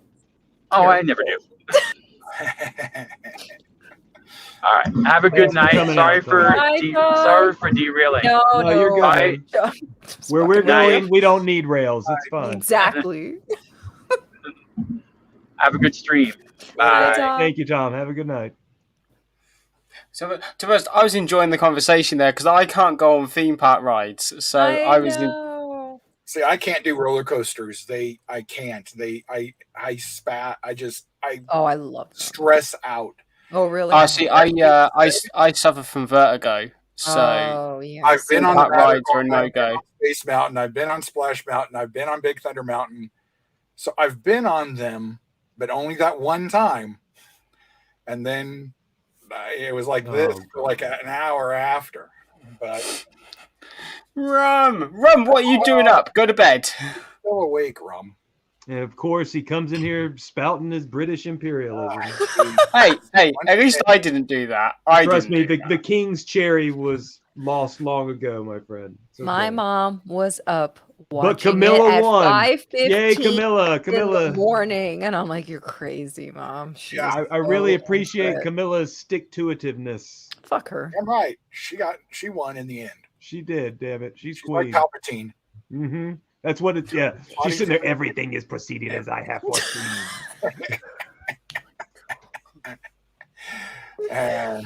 Oh my goodness. Jeez. Anyway. Oh, yes, Wow. Charles. Anyway, Star So Wars. yeah, It's not So all Star about- Wars, Star undeniable Wars. influence. And Absolutely. actually, one of the things that I had wanted to bring up when we had Joker Voice on here was because you had asked Josh, what makes it such a phenomenon and things like that. And it's definitely true that we see it everywhere. And one of the things that I'm going to admit to, please don't judge me.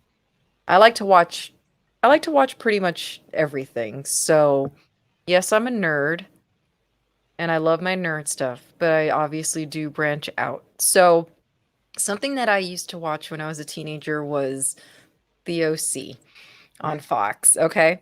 And Hey, I it was had a a good show. really huge crush on Adam Brody because he was the nerd on the show, but because of that there were so many Star Wars references, believe it or not, on the show, and lines being uttered. And not only that, but I was actually reminded while I was doing a rewatch that they had actually had a special time slot for a commercial where they actually showed, I believe, the Revenge of the Sith like trailer during it. So that just shows the impact that even something like that. And then something that I'm really, really embarrassed to admit is that recently I watched for the first time ever, out of sheer curiosity, is the show Gossip Girl with Blake Lively.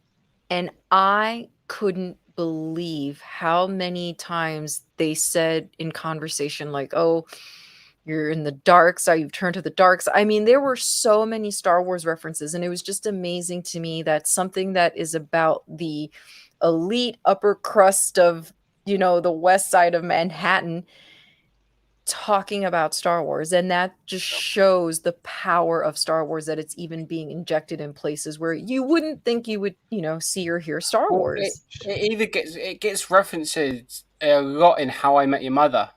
Yes, yeah, and of course we have stuff like Big Bang Theory. I mean, they Yeah, had a Big whole Bang Theory. They episode reference it where like all the time. Yeah, in How I they had Met the Your whole episode Mother, about the Force Awakens. That they were going to go watch it. yeah, Well, and How I Met Your Mother, Ted is a massive fan of Star Wars. Barney has a massive stormtrooper in his apartment. So, like, it's weird how films like that have such a big impact on other TV shows or other films. Like, look at the Spider-Man films, or the new ones that Marvel and Sony have been co-producing. Peter references the Death Star. They're building a Lego Death Star in one of them. Mhm. Like It's everywhere. yeah, and I know. you- Like, it's because Disney owns Star Wars and Marvel, so like it was a little bit of product placement. But Oh, and you could it's see still- it's gonna be in like sci-fi things. There was tons of it in Buffy and Angel and things like that. But when it gets into like Gilmore Girls, which I loved Gilmore Girls, it's all over in that. It's in Supernatural did it a lot. Yeah. They were big fans. Well, during Peaky's stream that same night, after you had wrapped things up, I was watching the movie, which is one of my favorite movies, Twister. And one of the characters actually says, as they're watching a tornado form, like, that's no moon, it's a space station. And when I hear that, I'm like, oh my God. I was like, God, the influence of these movies is insane. Well, I spoke about one small negative thing. Why are they making a sequel to that movie? What is it? Tornado 2: The Revenge? We've already had Sharknado movies. We don't need another tornado. Yeah, they're making a tornado. They're making a Twister sequel. Hey! I think it was with. Hey. I think it was with the Fulcrum lads. I spoke about Twister. And it's weird that you've brought that up because it wasn't that long ago. I spoke with them about the film Twister because we were on about the main character in it. He's run Agents of S.H.I.E.L.D. and everything. Bill Paxton. I can't remember his name. Bill Paxton. Yeah. Yeah. Okay. Didn't he pass away? Yeah. That's too bad. I like him. Me too. Hey, Beard. Hey, Beard. Hey, welcome. How you doing? I'm doing pretty good. Marks, what do you have to say? Took you long enough. I was wondering when you were going to actually pop in.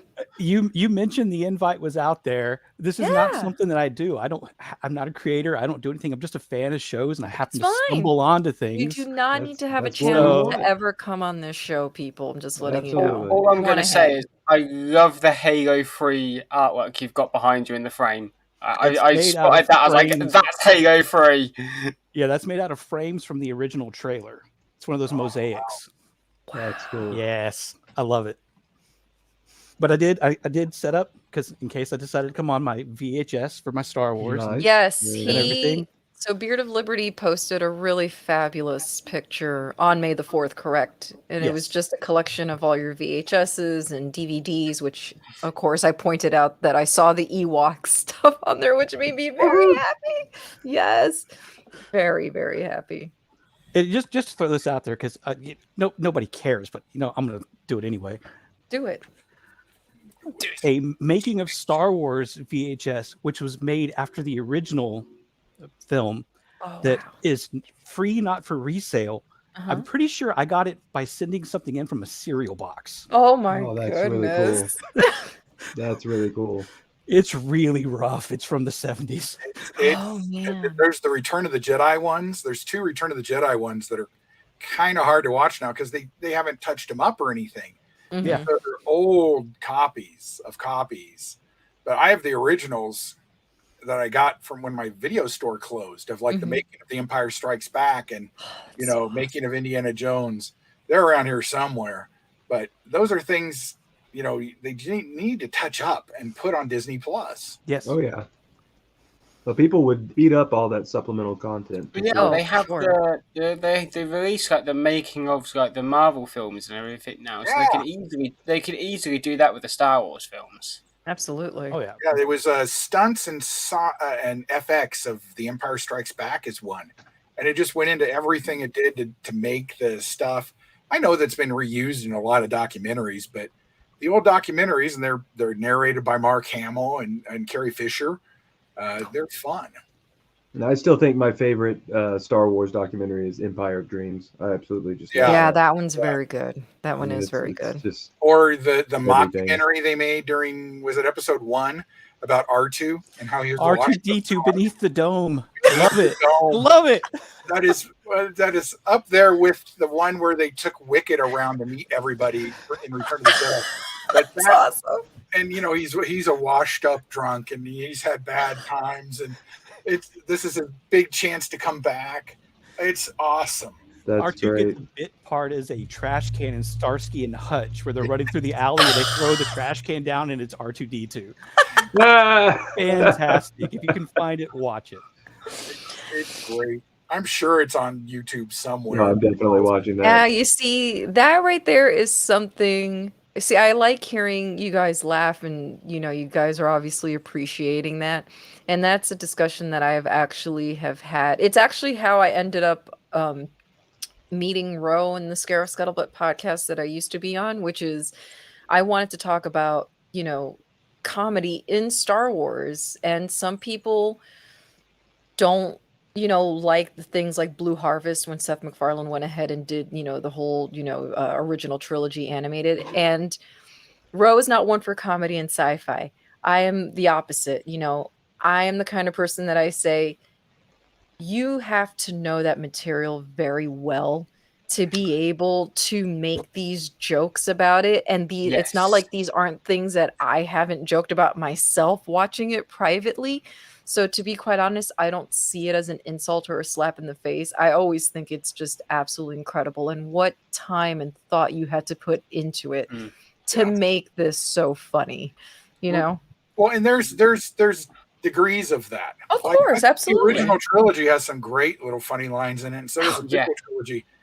I think some of the sequel trilogy laughs that Poe does, for example, just don't fit in the movie. I agree. But it's the wrong kind of humor, I think. It is the wrong kind of humor. Everybody says George Lucas has a great sense of humor, and he has to because he loved Robot Chicken. He came and did a voice for Robot Chicken. He sanctioned Seth MacFarlane doing those. Yeah. Oh yeah. Well, not only that, have any of you ever watched any of the Detours episodes that are on YouTube? Yes. No, I haven't. No. It is hilarious. It was Seth Green, and it's an animated series, and it mixes all 6 films because there were only 6 then, and it is absolutely hilarious. Yeah. Just nutso kind of humor, and it's all sanctioned by George. And there were 55 episodes finished. And then they just canned it, didn't they? Yep, and they just canned them. They're sitting on a shelf somewhere. Let us decide. Put it on Disney Plus. Let us decide if we like it or not. Look at how well the what are the anime ones called? Visions. Look how well those did. And they're they just brought out season 2. Yeah, and one of them is supposed to be very funny. Yeah, and shot kind of like a Wallace and Gromit. Oh, yeah, mate. It's made by Aardman Animations over here in the UK. So big up a UK animation studio for making it under Star Wars. Let us decide, but I mean, humor. Humor has always it's in Star Trek, it's in Doctor Who all the time. Yeah, it's just how it's presented. And let's be honest here, the prequel memes that are all across social media are the fucking best. Yeah. Those prequel memes make me laugh so hard because they are so true. Yep. Yeah. 90% of what people joke about, there's truth behind it. So that's what makes it funny. My favorite is the one with Anakin and Padme in the field, and it's just a 4-block one, and then put stuff in. It cracks. There's almost none of them that haven't made me laugh. It's so true. Or I saw a new one with Palpatine and Anakin at the ballerina or whatever that's supposed to be space ballet, and he's like, "Have I ever told you the story of Darth Plagueis the Wise?" And Anakin's like, "Would you shut the fuck up? These guys are trying to perform."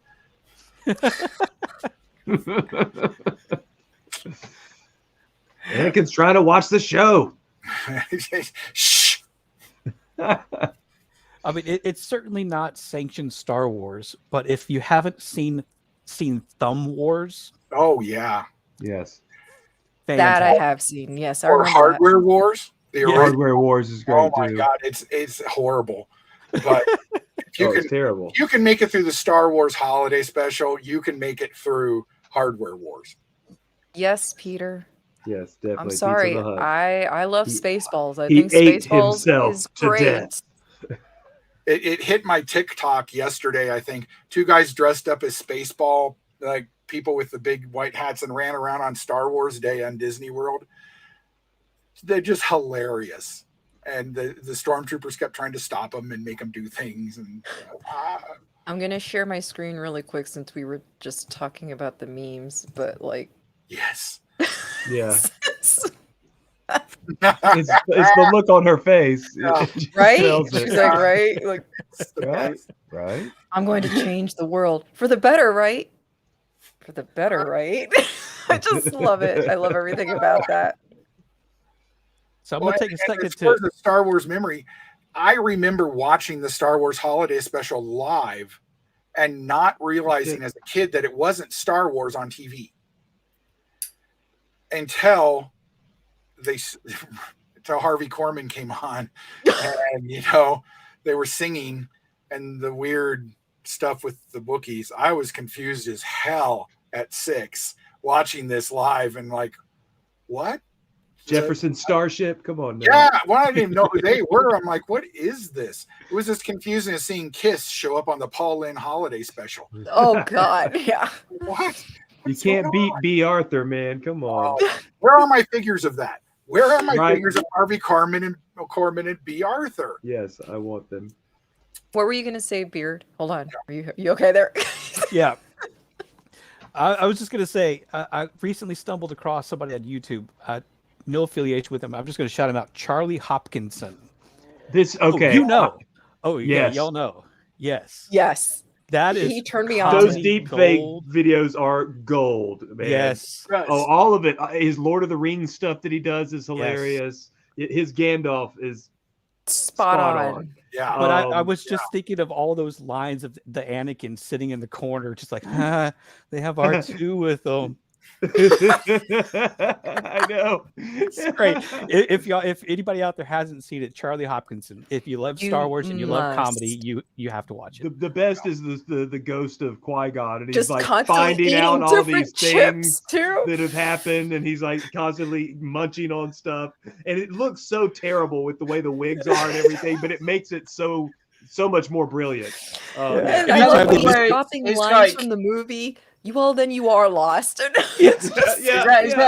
Is he the one that kind of like he green screens like Obi-Wan's face onto him and like Qui-Gon's face? Yeah, it's Yeah. deep It's fake stuff. He pops up on my wonderful. TikTok all the time. His It's videos are great. hilarious.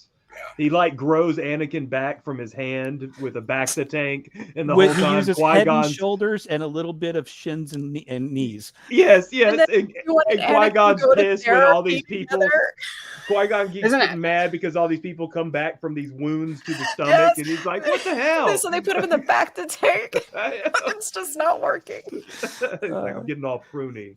See, that's one of Yeah. the greatest things about Star Wars. It Hi, just goes Kincaid. so far outside of what you would expect it to be. It just permeates everything. It have can been still going bring on so it, much too. joy. Yeah. Absolutely. Well, I mean, That's we were what I- talking about that earlier. I'm a huge fan. I know a lot of people are not, but I'm a huge fan of the series Lost. And there are tons of Star Wars references all throughout that entire series. That show Yeah. was Collecting. the writer's strike hit, and they kind of got lost. Oh, yeah, literally. Yeah, literally. Well, I mean, the writer's strike just derailed so many different things. Yeah, Well, derailed and And now heroes. here we are again. So Here we are. Well, that's a quick question. What does this stop Star Wars wise? Because Andor should be written, but they can't do any Yeah. reshoots. they can't do rewrites and stuff. Both of those should be done, but they can't do any reshoots without their showrunners or their writers. I don't know. don't know what it's gonna put on hold right now, honestly. I know Loki's being pushed back, but I believe that's for a very different For other reasons. reason. Yeah. In a very weird way, Lord of the Rings, the season 2 of whatever that show is called, they're moving forward without their writers and their showrunner because they have They had Yeah, I writers? heard about that. Oh, wait a minute. I'm sorry. I'm Well, sorry, I well, could not on, tolerate like- Rings of Power. I couldn't. They do might have it. been Like, writers. They just how- weren't readers because they never read Lord of the Rings. I stopped had after it. like Okay. 2 episodes. I couldn't take it. I heard they had a Tolkien writer. It's too goofy. But well, we've like you're saying about like Andor and everything. So Mhm. literally just, I'd say 3-minute walk from my house is they used an old US military base for filming for Star Wars. What was the first one in the sequel trilogy? Force Awakens. Force Awakens. Yeah. So I you thought know those the bunkers looked like old Yeah. military Yeah, bases. Yeah. so those Yeah. bunkers at the Rebel base are literally 3 minutes away from my house. That's That's cool. cool. And they're also in Fast and Furious 9 as well.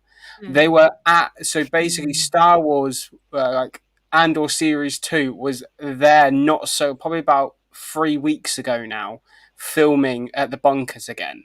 Oh, that's cool.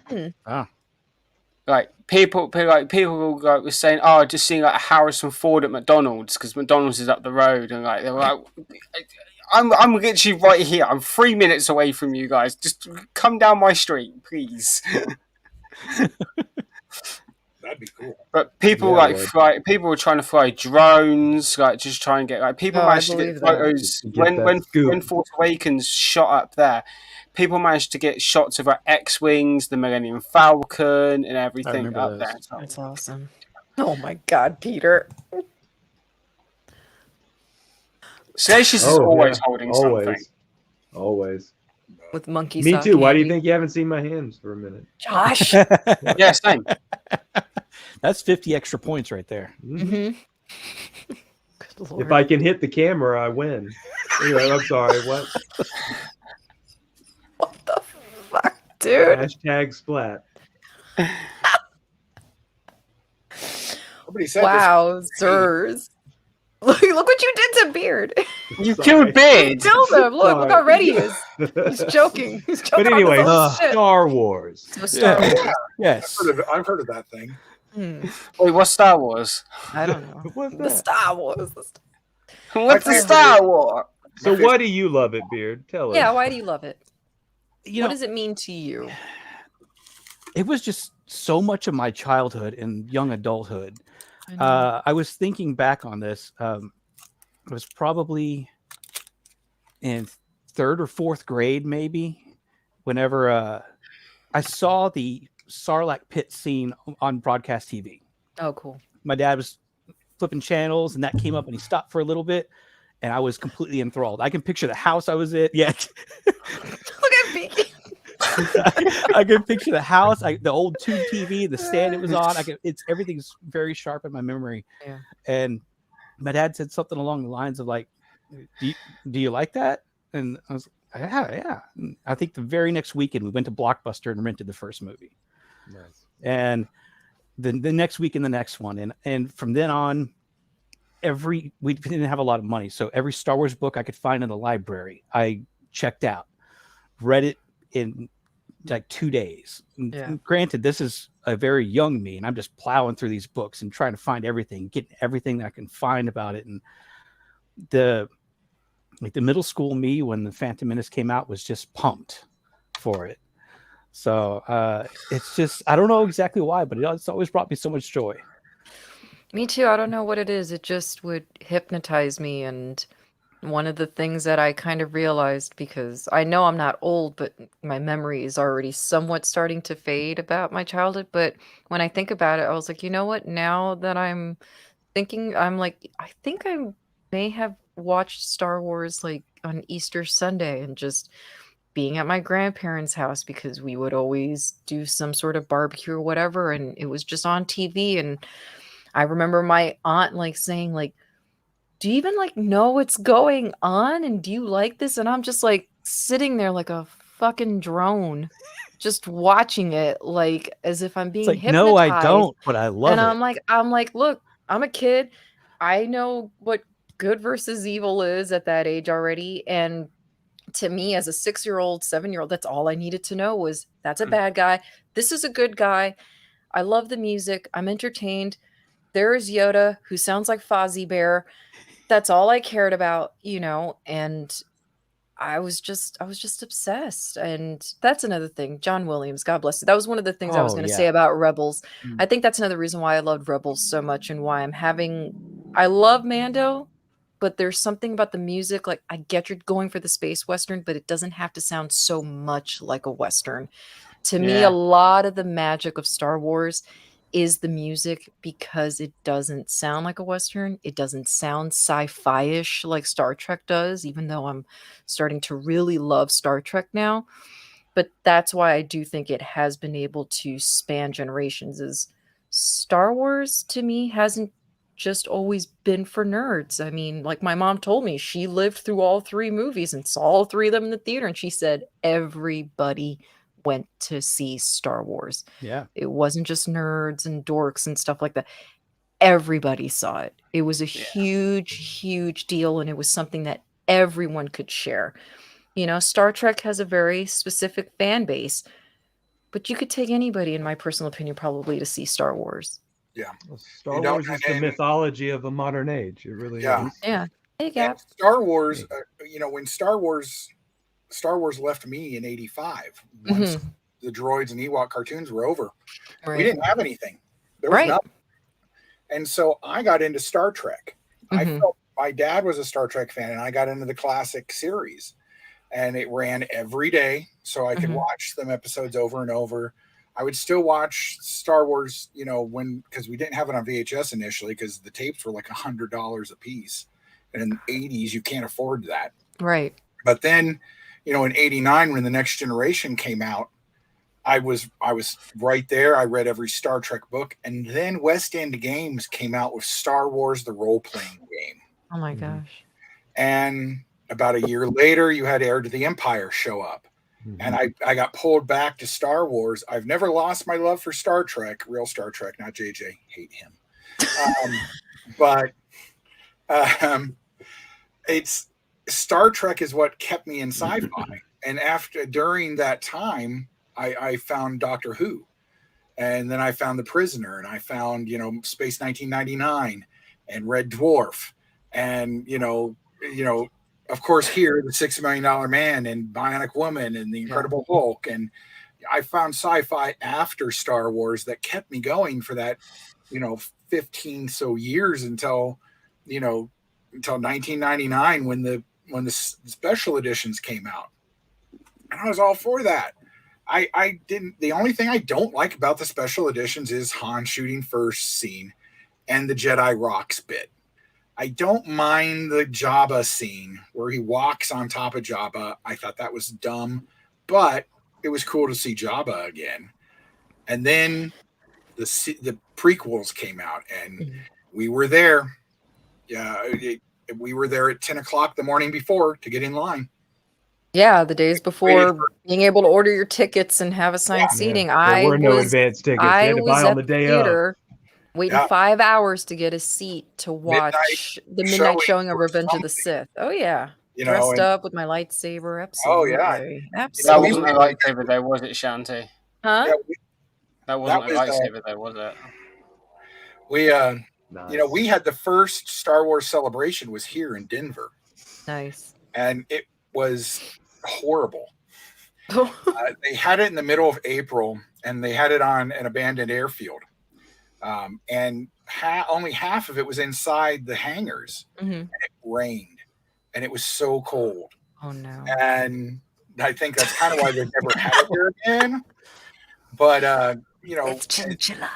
it was the same thing. We at KB we had the midnight opening for the toys, and it was the prequels were such an event thing, and the episode 7 was kind of that way, but it didn't feel the same. Yeah.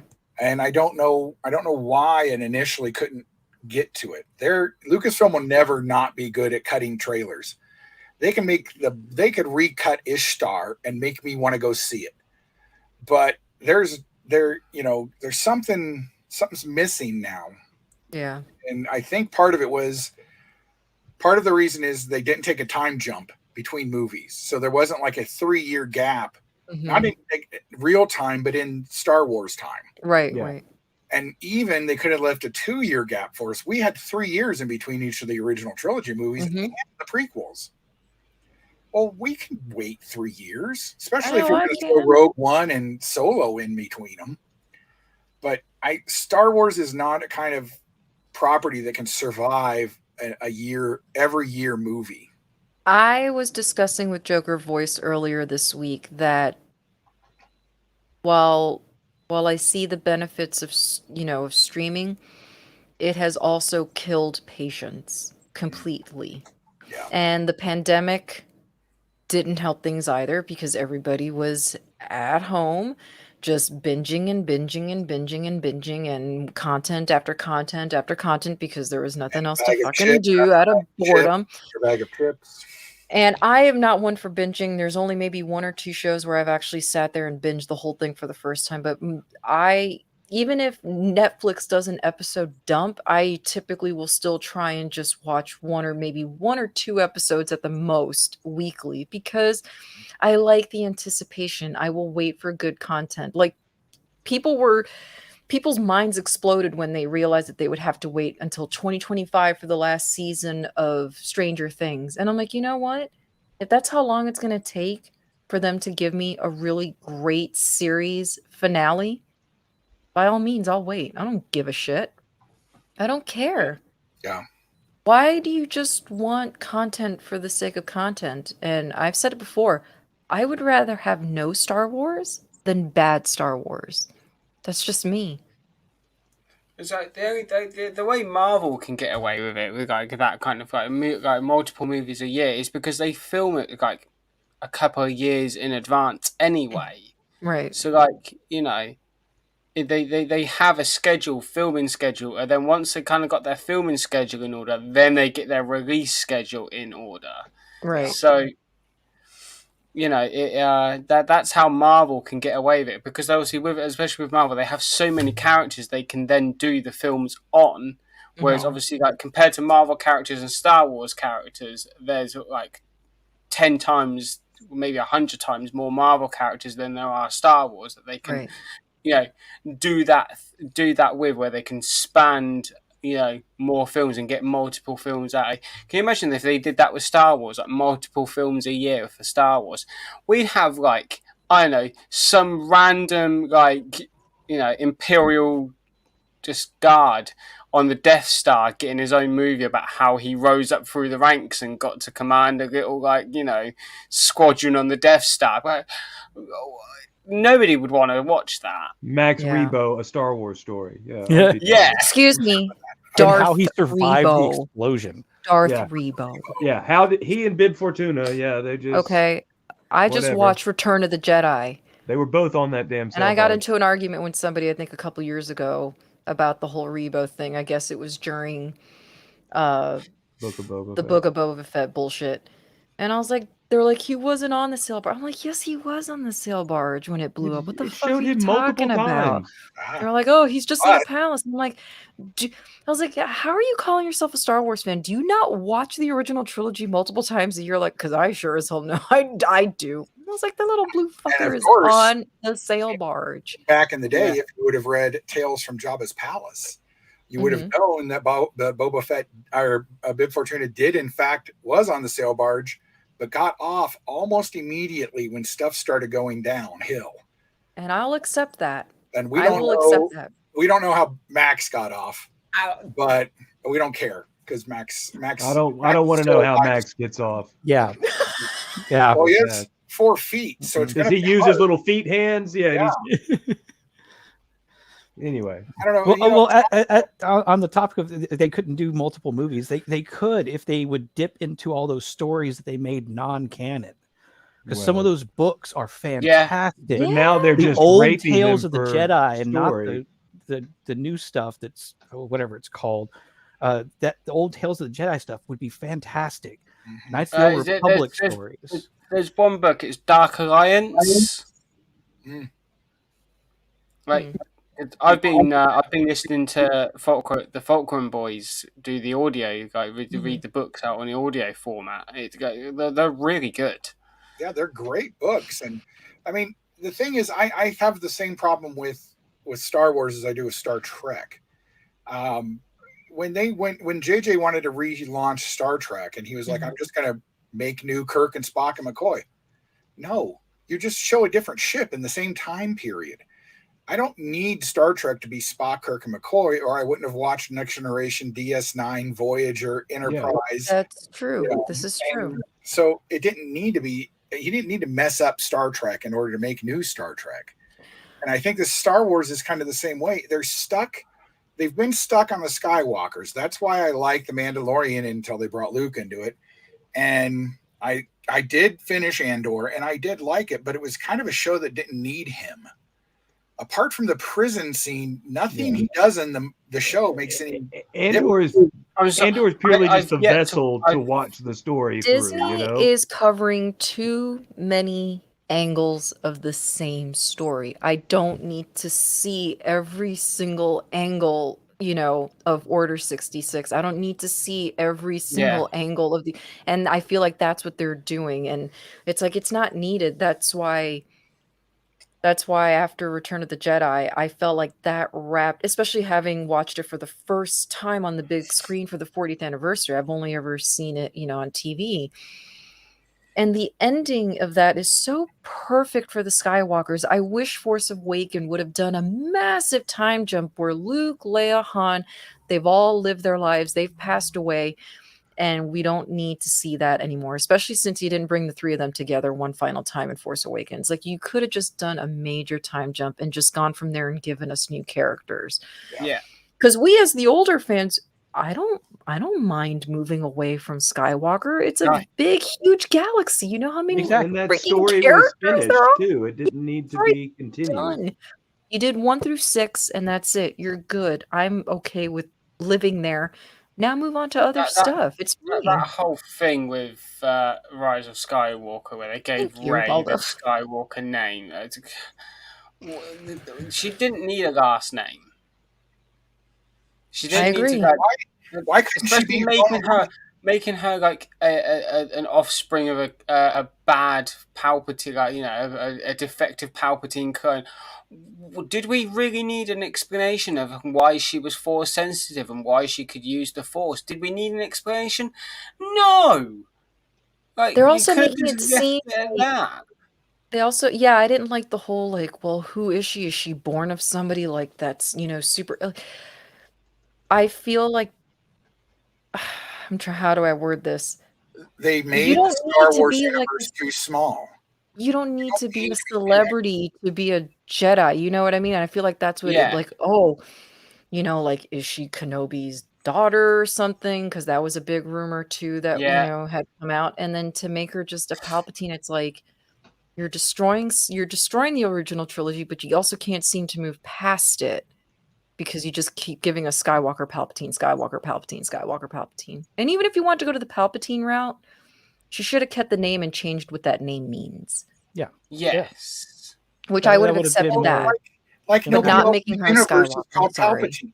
There's not just one Palpatine. It's like when people say, "Oh, you can't have the Millennium Falcon do that." You do know that was a ship that came off a manufacturing line. There's probably 50,000 Millennium Falcons flying around the universe. You know, And yeah. what else gets me is that people don't realize the Millennium Falcon was a freight ship. Right. It was used to transport cargo. Like, of course, there's going to be multiple Millennium Falcons out there because they were made for one exact purpose, and that was for moving cargo. I didn't mind Rey existing. I just thought she should have been her own woman, and she Yeah, didn't need exactly. She didn't need a connection to the original characters at all. Exactly.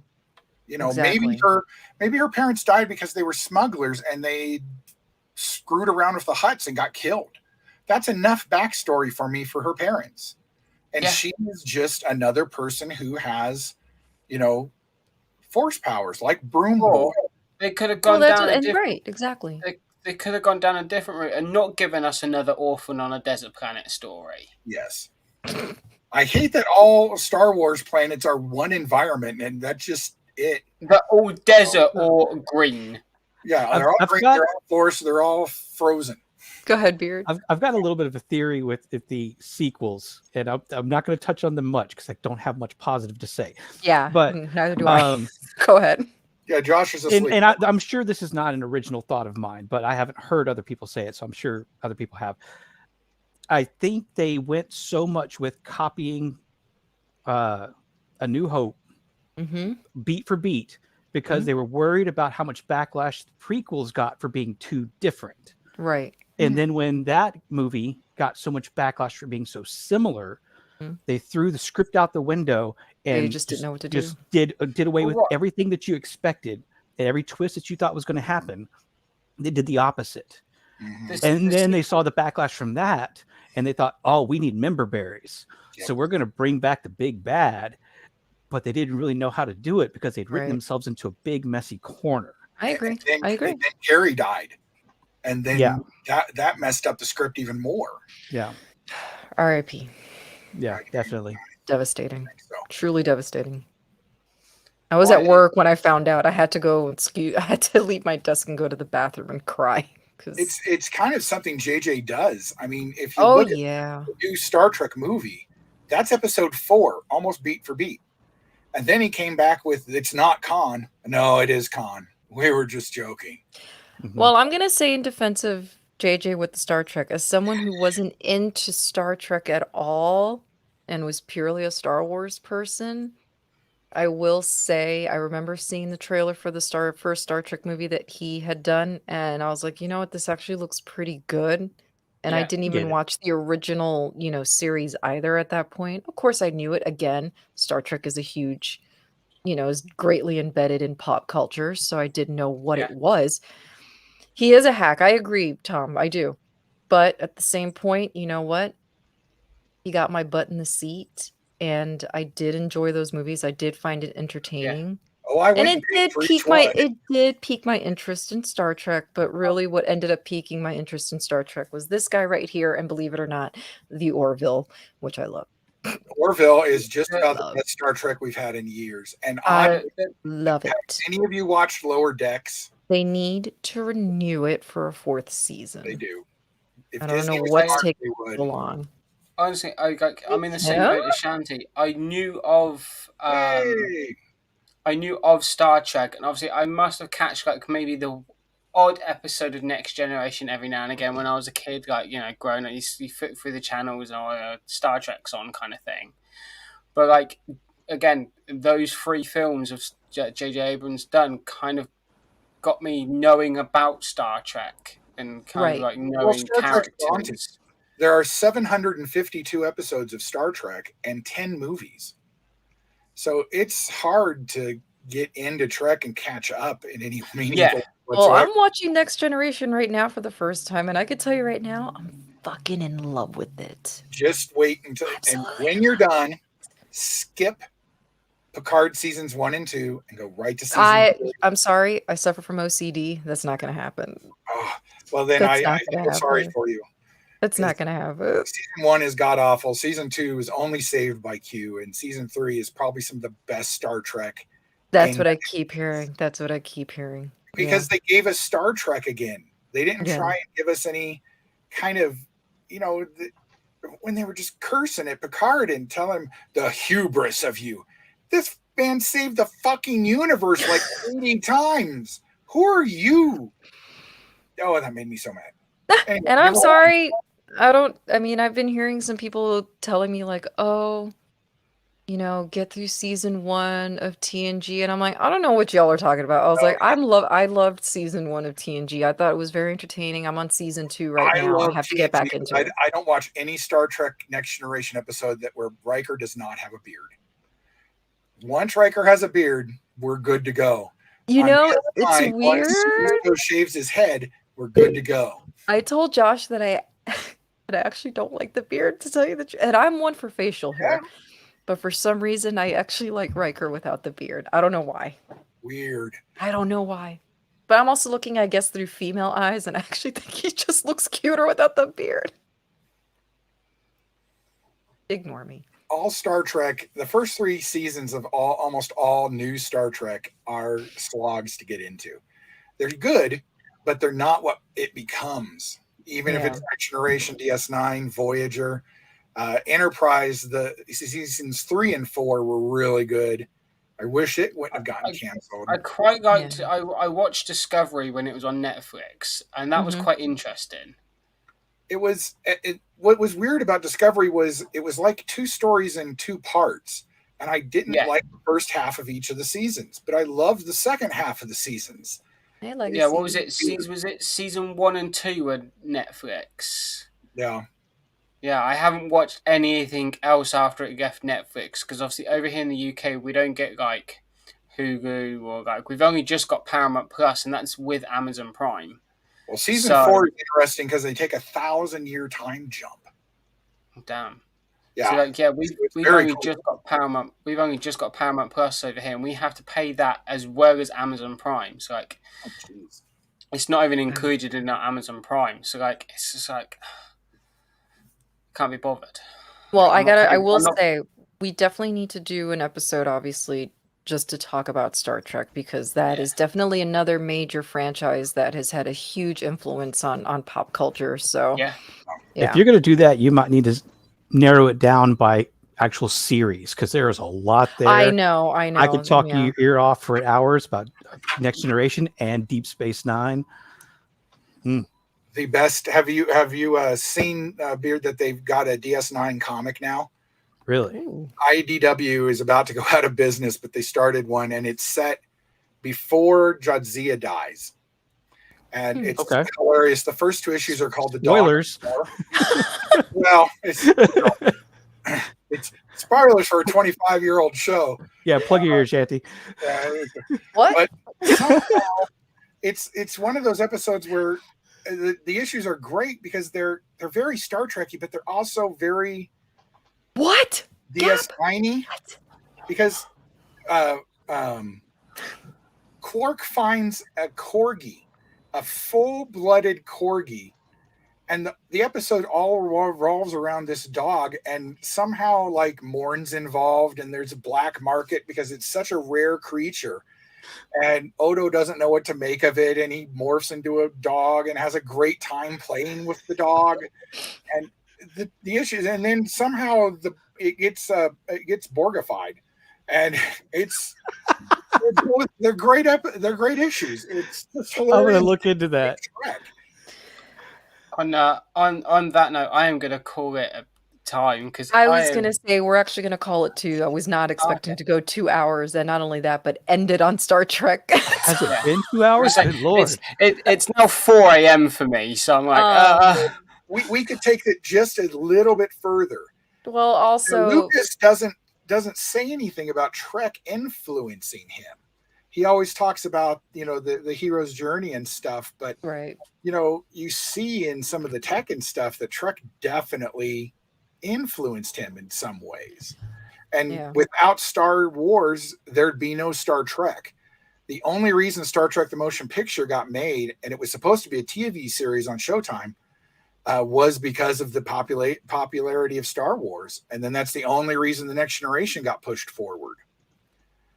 So it's another thing that without Star Wars and Lucas, there wouldn't be probably no new Battlestar. Yeah. All these remakes. Well, let's wrap this up. Yeah, Josh has been working a lot lately, guys, so he is extremely tired. But I want to give everyone a chance to, promote themselves. So, Peaky, you're up first. What do you got going on? So I'm bringing back gaming live streams once a week on Saturdays. They usually start at 3 p.m. They're moving times, so they're going to start at 3 p.m. Over here in the UK. So I don't know what that is for America. But if you haven't already, if you sub to my channel and click the bell icon, you'll get notified when I go live and when I post a new video. I need to record 2 shorts as well for my 2 new Power Ranger figures that I've got in for my collection. I've had them for about 2 weeks now and I've not made the shorts yet, so I need to get on with those. And I actually have a recording with Gilbert and Harrison from Forker Entertainment tomorrow, where we're going to be reacting to some old school Vines. So I'm going to bring back reaction videos. That's funny. And I'm kind of hoping to get guests on, because I always think reaction videos are better with a couple of other people instead of just one person. That's true. So I'm kind of going around the community to get people on and react to videos and stuff. And again, I want to just say thank you for all of the support last weekend on my charity stream. We hit our goal. We hit £1,115. And considering half that was raised in the first 4 hours of the stream, was just incredible. And Ghosty, I blame you for me being in excruciating pain with that hot chip. I'm so sorry. Damn it, no, Ghost. You're fine. Don't worry. Just hours of pain that I ended up being in. But it was all for charity, so it's fine. Clip that out and put it as a shorter. I can't. I've lost the stream. The stream got taken down off of YouTube because of an incident that happened on stream. Yeah. Yeah, I've lost the stream. I couldn't. I went to go and download the stream so I could edit clips out and so I could clip certain stuff and so I could re-upload it as an actual video. And yeah, it got taken down before I got even chance to do it. Weak. Which yeah, it sucks. That really hit me. Oh, because I wasn't originally planning on keeping it. Yeah. But after thinking about it while I was laid on my bed in excruciating pain for 3 hours, I decided that I'm going to keep it. But I am planning another charity stream later on in the year, probably around October time, where I will be raising money for a charity that's kind of close to my heart, so I kind of have experience with this charity. And good news is I won't be doing hot stuff. I won't be doing any kind of incentive that puts harm on me. Mainly they will be. I'm probably just going to do giveaways every certain goal. I'm just going to probably just do a giveaway kind of thing. But yeah, keep an eye out. If you want to keep an eye out for any charity stream stuff, best place to do that is when I post on Twitter. It's at the Peaky Arrow on Twitter. Just follow me on there. You also find out when I post new videos, because that's the only time I really seem to post on Twitter is when I'm making content. Okay. But yeah, I'm close to 400 subs now. I'm at 372, I believe. And I'm doing a thing where if I hit 500 by the end of the year, I get my logo tattooed on me. Oh boy, I thought you were going to say you're going to set yourself on fire just because. I mean, I can do that as well. Please but no, I'm going to get my. I'm not going to get my new logo that I use now. I'm going to get my own one that I've got a hoodie of. It just says the Peaky Arrow. I'm going to get it tattooed across my collarbone. And I'm hoping if I hit that goal, I'm going to hopefully record it and make it as a video for everybody to see. And at the end of the month, I'll be dyeing my hair because I think blue won on the charity stream. Nice. So I will have to bleach my hair first and then dye it blue. So keep an eye out for streams and videos of me with blonde hair. Then all of a sudden it'll be blue. So yeah, awesome. Oh, blue's my favorite color. We know, Shandy. Oh God, Shandy's going to be hitting on me. I quit. Yeah. There you go, Peaky. Ghosty, what do you got going on? Possibly nothing. We were going to do Lego studs tomorrow, but actually it's been canceled for the coronation. Yeah. So, Rum's all over that. I am working on a puzzle with a cat, so I'm sure that'll come up sometime. Oh, that'll be fun. I'm 90% done with behind me cleaning up, so there might even be a room tour this week. We'll see. Ooh. All right. Well, apart from that, I'm getting my house painted, so that's about it. Nice. So I've got to wait another week to finish my Lego Nano Gauntlet. Oh, yeah. It's bugging me. I've got one bag left. It's bugging me that I can't finish it until the stream. Beard, I know you said you don't have a channel of your own, but are you guesting on anyone's show? Because I know you were just recently. Yeah, I was recently on a couple. I mean, mostly I just have a Twitter at Beard of Liberty, politics, pop culture, guns, and things. So yeah, I am going to be recording on Thursday with 8750. Okay. The 8750 podcast. I don't really know exactly when that comes out for free feeds. I think it's a Monday or Tuesday. Okay. But that'll be an interesting time. They are nice. Crazy bunch of folks. Yes, they are. Look out for that. All right. We are ready to wrap this up now. Thank you guys so much for coming on. I really appreciate it. As always, thank you to the chat. You guys are absolutely wonderful. Again, we are going to be dropping our review of the new Guardians of the Galaxy movie. You can look out for that on Thursday. It won't be a live or anything. We're just dropping a video. So please, leave a comment, hit the like button, all that good stuff. And we should be coming back for another live stream on May 20th. I just got to confirm the details, but we should be getting another comic book artist. I think they do more, anime type style stuff. So that should be interesting. I always have been very interested in anime, so that should be fun. So, look out for that. But other than that, we will continue to keep you guys posted on our Twitter page, which is at pop_my_culture. Stupid Twitter didn't let me connect it all. So, and I am working on a Patreon page. So look out for that as well, because we recently just got some pins, which are really cute. Cool. And made some business cards. So we should be hoping to get that out. I need that pin badge. I'm a pin badge collector, Shanty. This I need very cute mailer. I love Sticker Mule. It's great. I love it. But other than that, yeah, thank you everyone for coming on. I really appreciate it. And you're welcome. Have a great night. Thank you so much for sticking by. It was great running my sleep schedule for this. You're welcome. Thank you so much. Thanks, guys. Bye, everyone. See you.